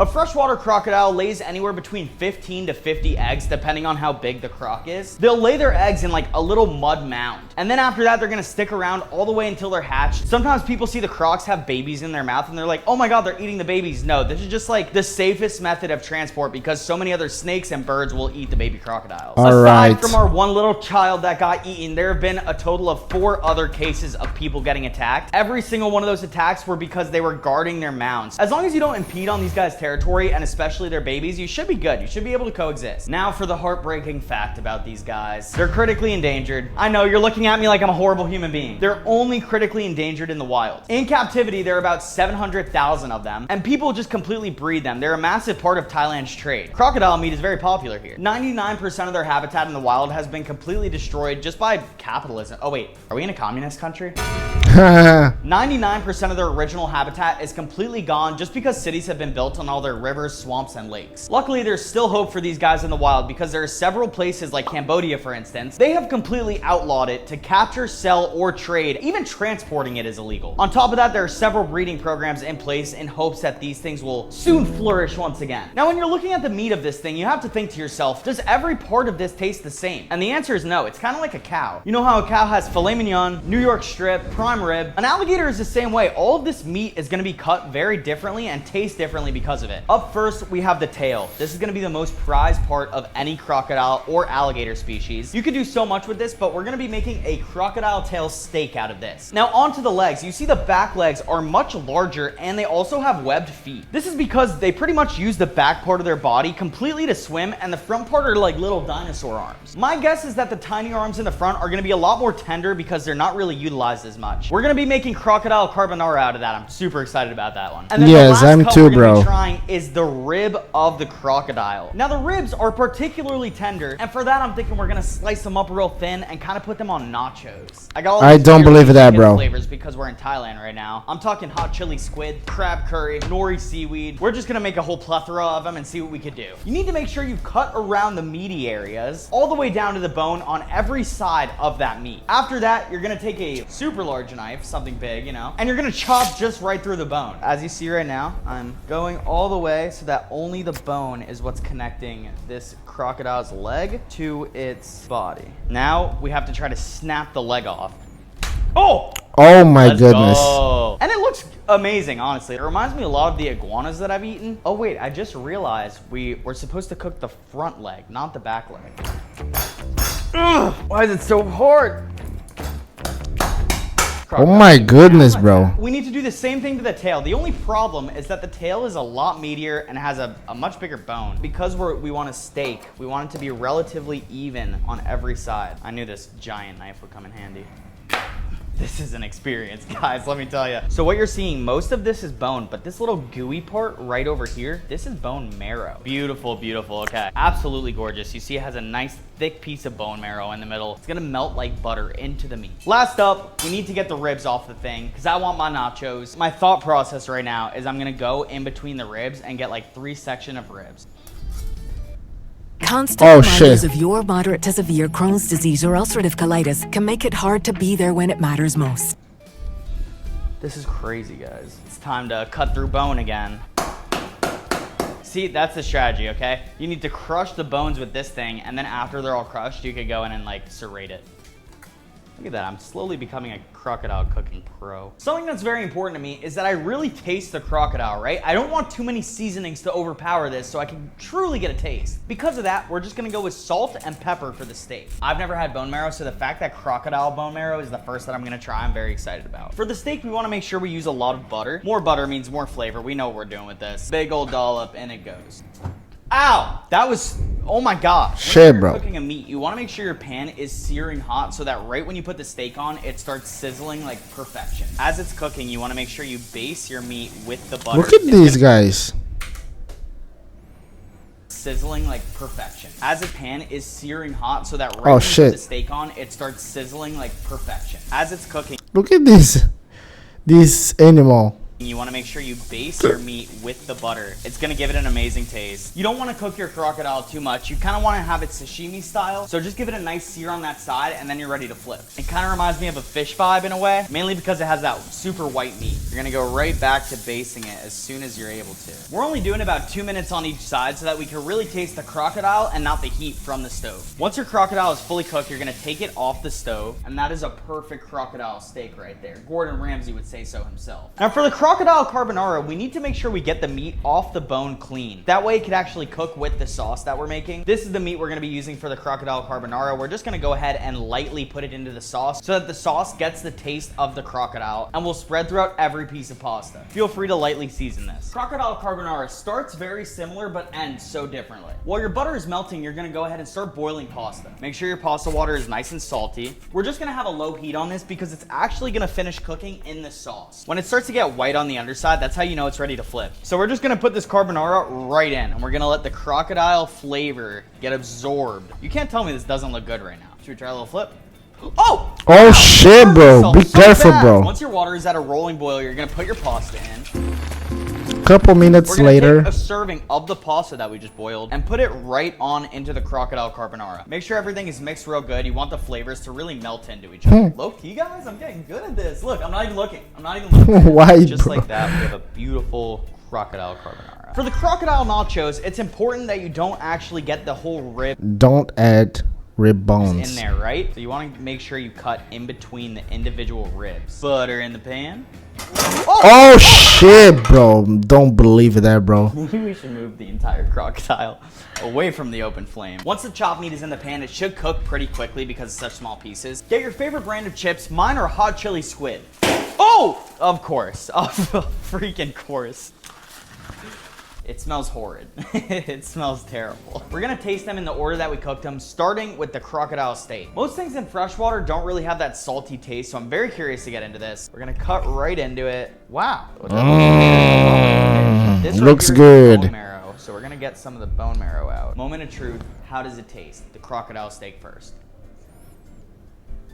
It's like a normal steak. Definitely taste the butter char on it. Very, very tender, incredibly tender. You see on the inside, it doesn't really look like a normal steak. It's very comparable to tuna. It's like one of those meats that really adapts to the seasonings and the way that you cook it. And with salt, pepper, and butter, like, you can't go wrong. It's delicious. Now it's time for crocodile carbonara. I'm Italian, so I have the pass to tell you whether this is really good or not. Take a few pieces of pasta and a big old piece of crocodile. Shit.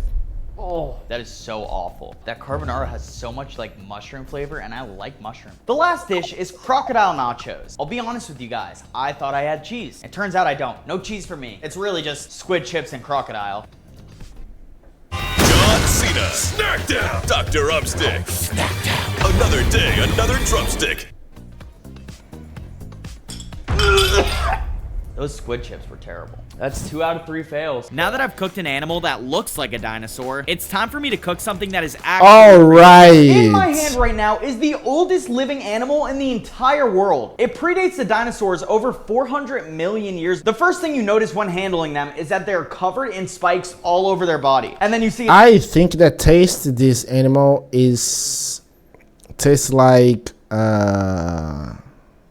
lobster. its actual tail is serrated with spikes throughout it. But as you start to pick them up, you see that there are tiny little baby spikes all along its shell. This was the inspiration for one of my favorite Pokemon, Kabutops. When you take a look at the bottom, you see it looks almost identical to a tarantula, specifically in the middle. At the front of its face on the bottom part of its shell, you see it has this spike. You might be wondering, yo, what's this for? Because these guys are in the ocean, they're constantly getting sloshed around by the current. So when they're laying flat, they anchor down into the sand, and this makes it so that they're not able to move. A common misconception with the horseshoe crab is that it's gonna sting you kind of like how a scorpion will, and I see why you would think that. The reality though is that the back part of this spine is only used to flip itself over once it goes upside down. So whenever the current flips this animal over, it uses its tail to propel itself back forward. As these guys cross the ocean floor, they're very close to the sand. You hardly even notice them. A lot of times people step on them and they'll cut their foot open, they'll think they just got stabbed. In reality, they just stepped on one of the very sharp spikes anywhere along this thing's body. Take note of how the eyes are kind of just like plastered onto the shell. Very unique, and on top of that, the eyes are very hard. Most animal eyes are like soft, like gelatin. The front of its body is called the carapace. This is what's gonna go through the ocean current and kind of be extremely aerodynamic through the currents. The back of the body is called the thorax, and that's because it's closely related to scorpions and spiders. The horseshoe crab hasn't evolved in over 200 million years, so if you're looking way back at fossil records, this is exactly what they look like. When looking at the bottom of this thing, you notice that it has claws all along its feet. These are to make sure that they're able to anchor themselves to the floor even more, because when they're upside down, obviously they're vulnerable. Now, even though they have 6 pairs of legs, only 5 of them are for walking. These front 2 legs are only used for eating. And right now, as you're looking at this thing, I challenge you to wonder, where is the mouth on it? I'll give you like 5 seconds.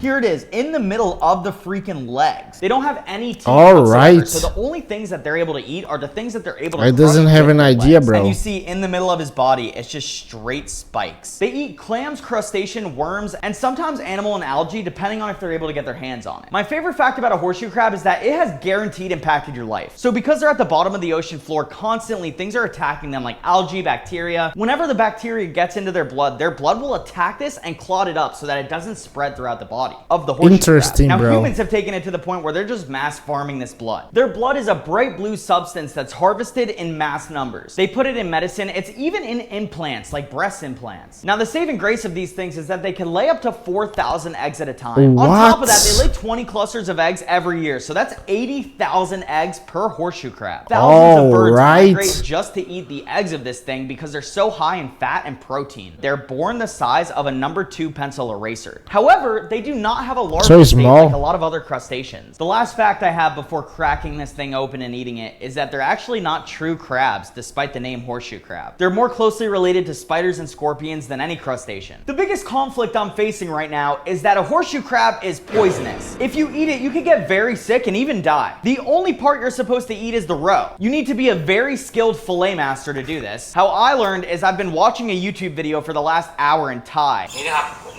Oh my goodness, Able to do that bro. without poisoning myself? I don't know what he's saying, okay? I just see what he's doing and I'm gonna try my best. The moment of truth. Am I gonna die? If I do this wrong, I'll probably go into anaphylactic shock, have to go to a hospital. The people won't be able to understand me. They'll give me ibuprofen. It'll make it worse. Long story short, we can't afford to mess up right now. Oh, look, the roe is coming out. That's crazy. It's difficult to fillet for sure. It's not like you're filleting a piece of meat or anything. It's not just gonna cut right through. You're cutting through like cartilage, it kind of feels like. Some of the eggs are popping out. That's actually wild. Yes, bro.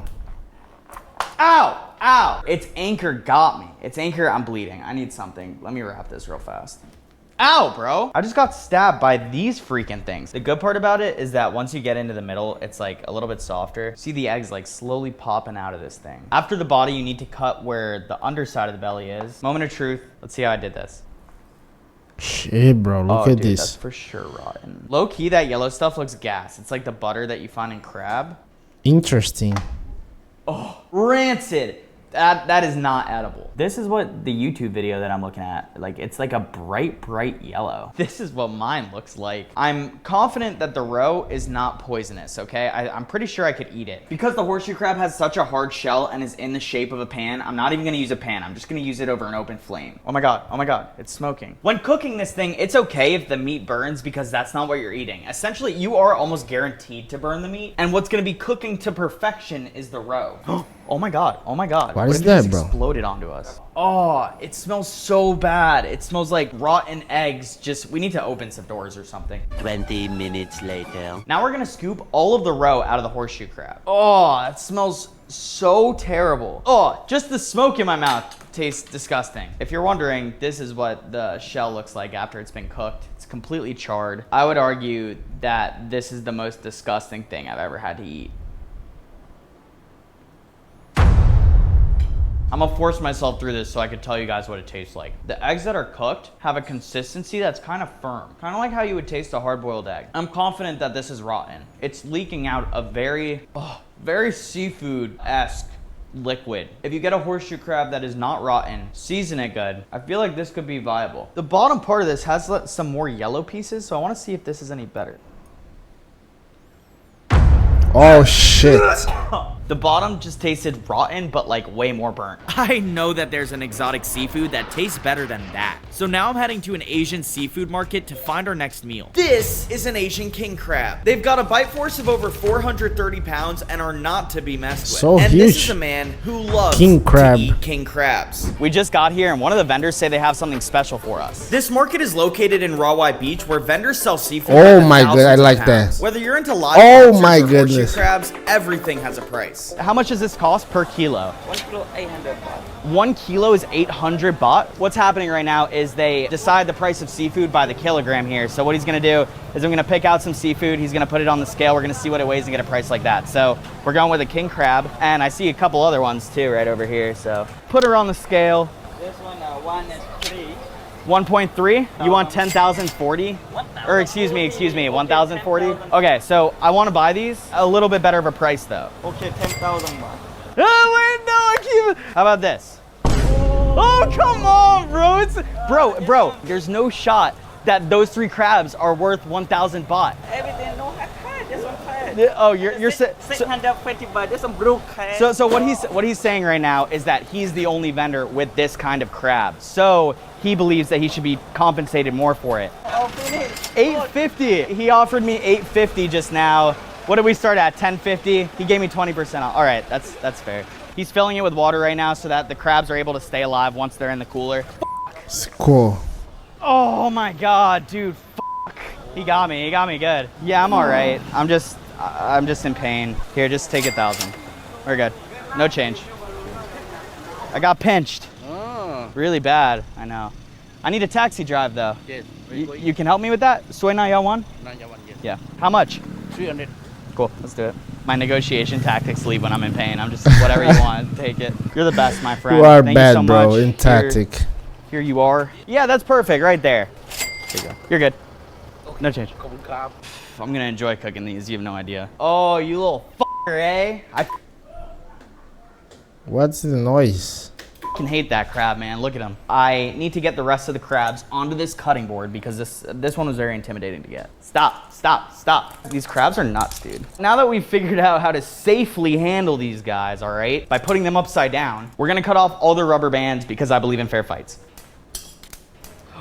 Oh my God, it almost just happened again. The reason the crab was able to pinch me earlier is because I grabbed him down here, but these crabs are very flexible. I think this claw reached back and like pinched my hand so bad, dude. It feels like I just put it into a car door and someone slammed it as hard as they could. We're gonna be cooking this in a steamer. I personally like it better than boiling my crustaceans. You fill this with like 3 inches of water. Now you're gonna salt the water.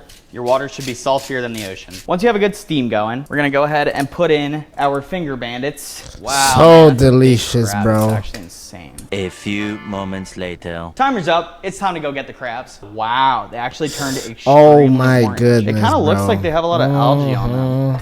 Oh, that's the big one. My finger still hurts so bad. I can't even use my hand. I'm about to eat the claw that pinched me earlier. That's what I've been looking forward to. I know who it was. This big papa right here. Oh my god. Oh, so delicious. I'm having a flashback to when he pinched me. This is gonna taste great. Mm-hmm. Oh my goodness.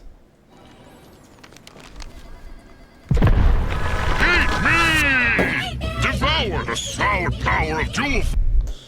Well, that was delicious and gets me even more excited for what I'm cooking at the end Yes, of the I like next, that. We're going back to my Florida. home state to cook and eat an apex predator. Right in front of us is a 10-foot Burmese python. Now, these guys are apex predators in the Everglades. Reason being, there's nothing that can eat them. They are literally bigger than everything in their ecosystem. They're known for constricting their prey. They're made of pure muscle. You can see on their back, they have these bulging muscles that come out. They also have backwards angled teeth, blend in extremely well to their environment. The only way to control this species is for people like us to cook them and eat them. Bernard is a southern chef that's been getting hundreds of millions of views online for his fried chicken, his fried alligator, and now he's gonna teach us how to deep fry this python. He's insane, bro. The process is you have to get your gloves on. Respectfully, I have no idea what I'm doing when it comes to cooking. I'm about to show you. It's so simple. Yeah. I'm about to spread mustard on the whole thing. Mustard? Yes. Okay. It just helps it bind. I'm gonna be real, I hate mustard. So how strong is this mustard? You're not gonna taste it down one bit. So the reason you want to mustard your meat down is because mustard is a great binder for your meat. You kind of want your seasons to kind of stick on there. You kind of want the cake on there. It really gets the season to really stick to the meat. So what would you say makes like a southern cook? What makes your food southern? I guess it makes me a southern cook because I'm in the South.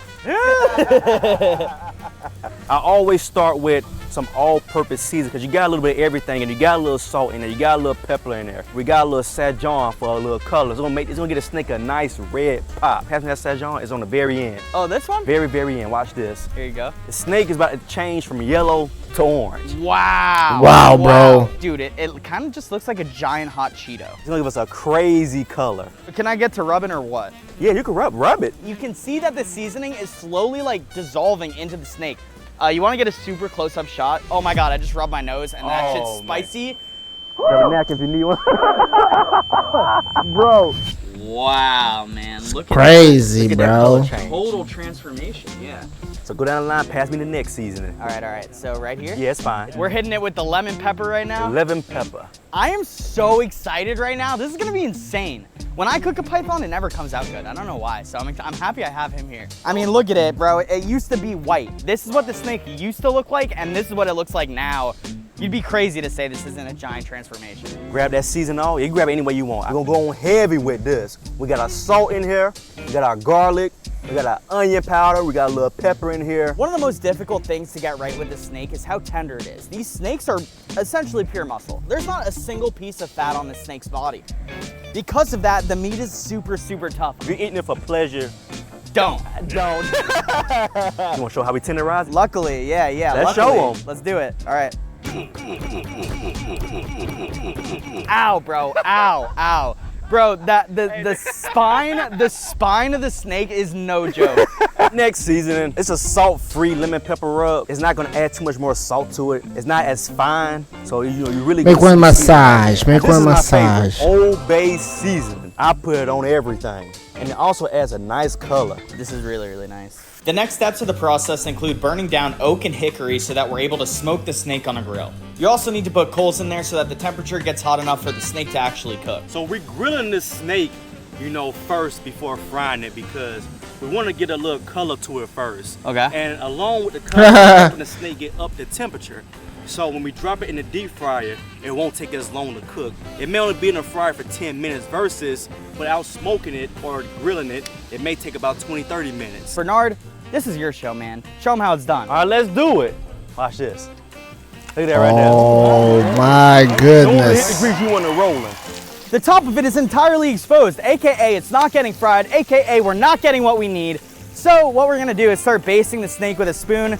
That's gonna make it so that every part of it gets fried equally and it's good to go. His head is fully fried right now, I see it. No way, no way. Bro, look at its head. Its head is literally crusted. Like, it's also awesome when it's at this angle because you can see right into the snake. You see that it's gutted. So what we about to do, we about to let my buddy Nick fillet some of this meat off here. I like filleting snakes. And we're gonna put some hot sauce with it and we're gonna eat it. All right, let's get it. That's why. Let's go is the I'm best always the one part. that's eating the snakes on my own. I've never had anyone else cook me a snake. I'm actually pretty excited. How does it taste? How does this python taste? It's seasoned to perfection, fried it like a funnel cake. You think it's gonna be good? Let's see. Oh man, I'm nervous. I'm nervous. We can do a big piece. Oh my goodness. Yeah, man, we're going big here. Looks wow, so it's delicious. Crazy too. Like, good luck. Oh man, that's tough. That's Good gonna luck. be. That is not tender at all. You already knew that. I'm gonna share my piece with Bernard. It's only right that we taste it at the same exact time. All right. Cheers. Let's see how good Moment of of a cook truth. you are, eh? Let's see. Why is that amazing? Why is it actually? It's actually good tender. It's not. It's tender. It's actually good. I'm confused. I'm really. We're the only. It's actually tender. Why? Why is it? Why? Dude, that's delicious. That is delicious. Oh my goodness. Yeah, bro. Maybe it was just that section. Maybe the rest of the snake is tough. No, I hope not. So good. Bring it in. Come here. I'm not sure that it can get better than that. But our next animal is one of the most beautiful creatures Oh I have my ever goodness, seen. This is bro. a giant painted crayfish right here. This species has many different names because of the different colors that it has. So here in the Asian countries, right now I'm in Vietnam, it's called a flower lobster. But if you go to Australia, they call all lobster species crayfish. This is technically a giant crayfish. When you're looking at it, you see that it has Crayfish. velvet on the tip of its antennas. It has blue all throughout it. It kind of looks like a zebra on its legs. This thing is pushing 3 kilograms, or if you're from the Western world, about 6 pounds almost. There's gonna be 3 parts to this video. First, we're gonna butcher this crayfish up. After that, we're gonna cook it. And then lastly, we're gonna give it a taste test. To butcher this guy, we're gonna go ahead and flip him upside down. So I'm not gonna execute this lobster on camera because it's pretty graphic, but I want you guys to learn how to do it so that if you are ever cooking a lobster, you know how to do it humanely. Get a super sharp knife, just like this, and you're gonna put it right in the center of their body. You're gonna hit it down, and then after that, you're gonna cut up just like this. If you guys want to be sure on how to do it, you're pretty much just cutting directly through his head like this. If you were to just twist this lobster open like so, you would actually miss a lot of the tail meat because it's still connected to the body. So what you're gonna do is take a knife and you're gonna cut it around so that all of the tail meat is fully disconnected, the stuff that you want to get. And now when you twist like this, Oh you get my all the meat inside goodness, of the head. bro. And I mean, you see that the tail is massive. It's bigger than my So entire face. delicious. My favorite part of any crustacean is always the liver that's in the middle of the head. I would hate to throw it out. If you were to throw this out, my heart would just break. So what we're gonna do is take a spoon, make sure it's big and long. You're just gonna go ahead and scoop the liver out and all of its insides out. Now you might think to yourself, okay, now you're done with the head. You'd be wrong. The knuckles right here have a significant amount of meat in them. So we're actually gonna pull them off and cook those as well. Ow. Ow. Yeah, Got bro. Spikes all over their freaking antennas, like Hurt. really, really sharp spikes. So we're gonna go ahead and cut into his knuckle. Take a paper towel and you're gonna twist. And then after you have this, you could actually remove the antenna part of it. Now you have a perfect knuckle. Do the same to the other side. This is everything that we're gonna be cooking. The first thing I wanna do is cut this lobster tail in half. Obviously it's massive, but we wanna make it so that as we're cooking it, the heat actually touches the meat. We're gonna flip it upside down. Go ahead and flip it. Need only these, This is bro. what it looks like once it's completely cut. The poop chute is Yes, right there. this one has shit. Of the crayfish Has so shit. is gonna be. Give it a little cut. At this point, you throw this out. But has shit, There bro. are 2 lobster species in the world that I really like as sashimi. This is one of them. Absolutely gas. So what we're gonna do is take a little piece. Look at that. Perfect meat. That is so good. Now we're gonna throw some seasonings on it. We only really need 3. Salt, pepper, and chili powder. I wasn't able to find normal salt anywhere, so I got lime leaf pepper salt. Season it generously because we're not gonna be able to season the other side of the lobster tail since it's gonna be cooked in the shell. Now we're gonna go in with the pepper. We're gonna get a second cutting board, take an onion. Whoa, I'm gonna start to cry. Okay, beautiful. Now we have our nice diced up onion. Get a clove of garlic. Put your knife on top of the clove of garlic and there we go. First thing you're gonna do is put a big old dollop of butter in your pan.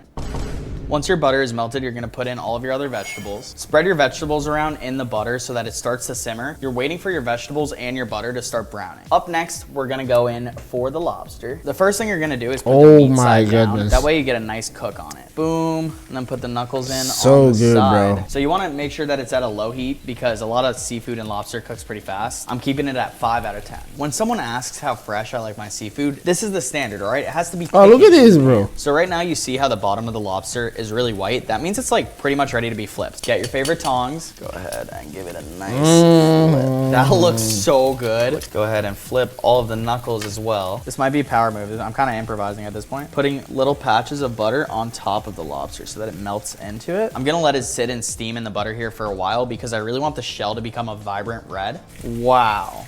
This lobster, it speaks for itself right now. The liver and stuff was just for the flavoring as it evaporated. And on top of that, a lot of the garlic and onion is really burnt. A lot of people would actually like this, but I'm not gonna eat this. So I'm just gonna leave this in the pan. If I did this right, which I hope I did, put your fork at the base of the tail.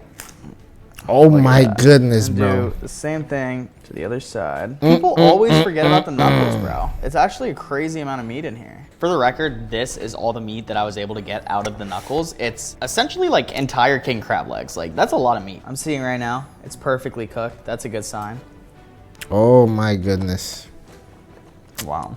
Now that we've had a few So successful delicious, dishes, bro. it's time to properly prepare and cook 3 giant Maine lobsters. And hopefully successfully eat them too. The one in my hands is exactly 10 pounds, and then one on either side is about 8 pounds. So it's pretty much me versus 28 pounds of lobster. I'm a believer in fair fights, and I don't think it's fair if they have all of these rubber bands on their claws. So you guys understand what I'm dealing with here. Each of these crabs have a pincher and a crusher claw. When you're looking at the crusher claw, you're gonna be able to identify it because it's the much meatier, bigger claw. Look at these 2 claws. I'll give you a minute to decide which one is the pincher and which one is the crusher. This is the crusher claw, and you can tell because all along his claw, he has a lot of dull, very hard calluses built up. Whereas with the pincher claw, you can see all these little spiky areas that are mainly used for cutting and dismembering prey. Now, you probably can't tell the difference between all 3 of these lobsters, but they actually all have inconsistencies between them. For instance, if you look at this lobster on the right, he's experiencing shell rot. Shell rot is when the lobster is no longer able to molt, and because of that, this lobster's life cycle is Oh my goodness, over. bro. Over time, his entire shell will begin to rot, and he will become very uncomfortable. This lobster is really trying to get me right now, and all of their pinchers are sensor activated, so check this out. He's looking at me. He can see that my hand is not in there. If you look at the lobster on the left, this is more than likely the healthiest lobster out of the bunch. He has beautiful color, he's been moving non-stop. There's really no concerns about this thing. I'm confident this lobster could live years in the wild. And the coolest part about the guy in the middle is that he's literally 10 pounds. It's not often that you find a lobster this big. The reason why is because in Maine, they protect lobsters after they get a certain size. So I can almost guarantee all 3 of these lobsters were caught in Canada. Reason being because Canada does not have the same regulations as Maine. So if you ever find a really big lobster, just know it probably came from Canada. Canada. Something else that's very interesting is that for every pound, a lobster is about 7 years old. So this lobster right in my hand is coming in just over 70 years old. Each of these lobsters are 8, so they're 56 just on this table alone. I have 182 years of lobster experience. You might notice I'm never able to fit my seafood in the pots that I cook them in. And it's understandable. These are the size pots that I own. I mean, who is able to fit any kind of lobster in them? Luckily, I've prepared for this exact scenario. I got 3 of the biggest pots I could find. There are over 52 quarts of water able to be held in these things, so I'm assuming I'm gonna be able to fit them. If I can't fit my lobsters in these 3 pots, I lose. Okay, that's the challenge. It's on. It's go time right now. Now, the way I plan to deal with these lobsters is from smallest to largest. Something kind of unfortunate that I'm realizing is I think this lobster may have been illegally kept, and I'll explain why. If you come here down to his tail, you see a little notch right over here. Now, I know up in Maine, they notch their lobsters, signifying that it is a breeder. You're not allowed to keep them. This is how they keep the population safe and healthy. Seeing as to how his tail is notched, I think it is actually a breeder, but we're in Hawaii, you know? It's past the point of saving this lobster. At this point, all we could do is enjoy its meat. This is also the one that's starting to experience shell rot, so being put out of his misery might actually kind of help him a little bit. Shell rot does not affect the flavor. Shell rot really just makes it so that lobster is not able to molt. And when it's not able to molt, slowly all of the hinges on him, all the things that make it so that he can move his little elbows and whatnot, he won't be able to move. And this gets so severe to the point where he can't even reach for food. He's not going to be able to crawl, and eventually they kind of just get eaten. We'll make it an even more fair fight. There you go. What I'm doing is finding the bulb of his head right here, put the knife right on the bulb of his head, and then you just go. I feel like I'm gonna win this challenge. I don't know what it is. I don't know why. Something tells me I'm gonna win this. Now, this lobster is probably my favorite out of the bunch, and the reason why is because he's so lively. Whenever you're storing these in the fridge, you wanna make sure you put a damp paper towel over their head so that they're able to keep their gills moist. As long as their gills are moist, they're gonna be able to live a lot longer, and all night, this guy was like flopping around in my fridge. I'll show you an example. This paper towel, I'm putting fresh water on it. That's not from pain. What's happening is he feels air because his gills are finally getting a little bit wet, and that's what's giving him the courage to actually Interesting, bro. Genitals. You could tell this lobster is a male because it has these 2 things. If it were a female, it wouldn't have these 2 things. Looking at his tail, I see there are no notches on it. It's definitely a male, definitely a legal lobster. Right in the bulb of his head, knife on the center.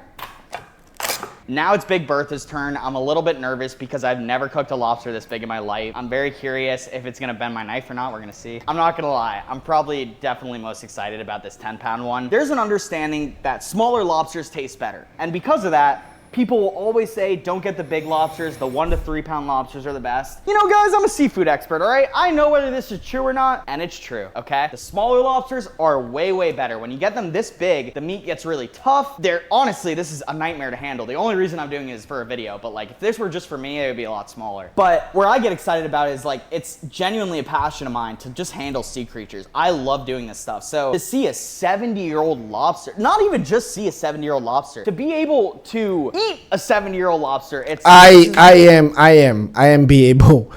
I can eat these 3 lobsters. I don't even care how it tastes. It's really just to be able to say I did it. This is freaking awesome, guys. Look at this thing.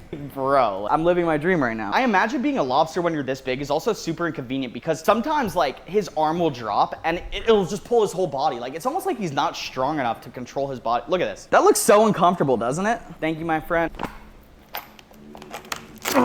Fatality. In front of each of these pots is their respective lobsters that will be going inside. If you notice, the big 20-quart pot is going to be responsible for holding the 10-pound lobster. Each of these 16-quart pots will be responsible for holding the 8-pound lobsters. I'm actually so proud of myself, guys. I don't think I've ever been able to successfully fit a lobster in a pot, but I don't know. I have a good feeling about this one. Moment of freaking truth. Is the pot big enough? Yeah, perfect. No way. Guys, that has never happened. I have never been able, I'm so excited right now. Fill all your pots with water. Now that your water is at a rolling boil, you're gonna go ahead and put your lobsters into them. Now there's gonna be a little bit of finesse to this, okay? Usually you boil a lobster for 8 minutes if it's 1 pound. Calculations are not so clear when you're cooking a 10-pound lobster. It's almost as if no one's ever done it. The internet says to do 8 minutes for the first pound and then 4 minutes for every pound after that. So with that math, this 10-pound lobster should be about 44 minutes in the boiler. Ow, why would I do that? Each of these smaller lobsters are about 8 pounds. So with that math, it comes out to about 36 minutes being boiled. This is my favorite lobster. He's so colorful, man. I mean, look at this guy. He's just beautiful. Such a vivid orange on his claws. Let's see what color they are when they come out. Insane. No one really knows that lobsters and most crustaceans bleed, but it's not red like you would expect. It's this like gooey, gummy feeling. Look, that's lobster blood right there. At IHG Hotels and Resorts, you can explore the neighborhood or live like a The taste is not good. I did not like that one. It's been about 15 minutes and it looks like we ran into our first problem. Although I have big enough pots for all of these lobsters. I did not take into accountability that my stove might not be big enough. I'm sitting here with all these freaking pots trying to boil and only one of them is boiling, the middle burner. These two are not boiling at all. They are literally chilling. This lobster is the exact same color as when I put it in, so I'm kind of stressing right now. This might be how I lose this challenge right here, so we gotta figure this out. This one just started like a rolling boil, very slow, but this 10-pounder, we got an issue. I'm not gonna lie, I'm freaking out right now. I'm so competitive. I refuse to be the guy that loses to 3 main lobsters. What do I look like to you? The 2 smaller lobsters are done. It's time to take them out. They actually smell so good. When most crustaceans are cooked, they emit a cooked odor. You can usually smell it. These are definitely ready. Ow! Ah, it's so hot. Wow, but look at that lobster. So hard, bro. Burnt, right? Why is he black like this on his tail? So delicious, bro. Such a weird color. Bro, look at the color. Oh no, a claw rip. So delicious, bro. Hell of a crusher claw, huh? Oh That's my ridiculous. goodness. We are 2/3 of the way to completing this challenge. The only way for an upset to happen is if this 10-pound lobster somehow messes up.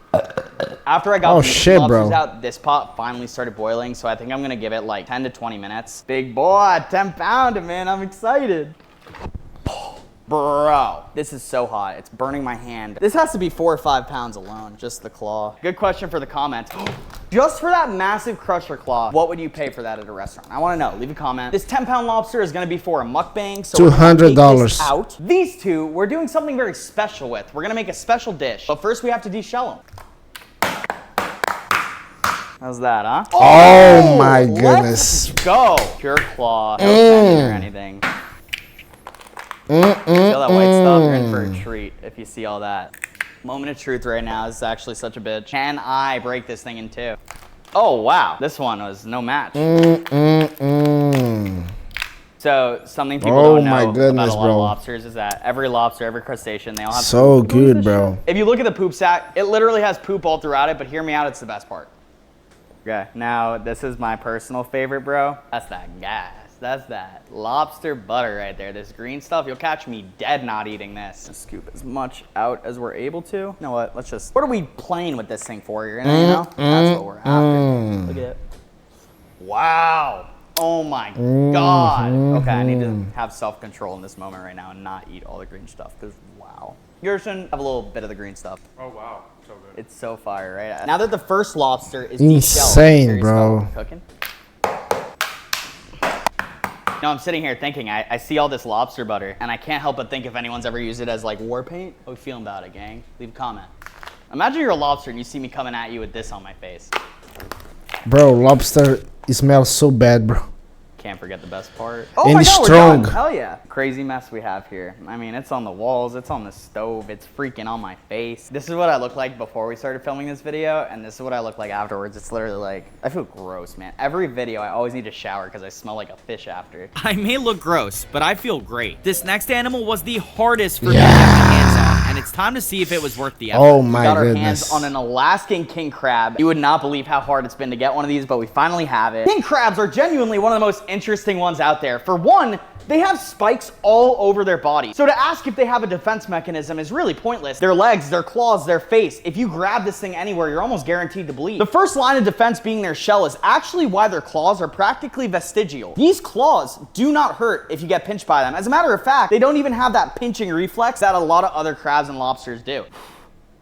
See, he doesn't even care. I'll put my whole hand in there. Look, he's not pinching me. This claw, I don't know if I want to test it with. All right, yeah. Something else really cool about these things is that even though they're aquatic animals, they're able to live out of the water for a very long time. That's because they have gills, and just with the littlest bit of moisture, they're able to renew their oxygen, like completely breathing underwater practically. They usually last about 2 hours out of the water before their gills fail on them. Right after we bought this, we rushed it home. It's time to get to cooking. Now, the age-old problem on this channel, I don't have a pot big enough for the thing, but when have I ever? Something super funny is that every time I post an Alaskan king crab, people will comment and be like, that's not a king crab, the king crabs are maroon. The king crabs that are maroon are the Norwegian king crabs. It's from a completely different part of the world. This is an entirely different species. Something else really cool about these things is that they have little parasites all over them. I just don't think it would be right to eat the king crab and not eat the parasites. That's a parasite.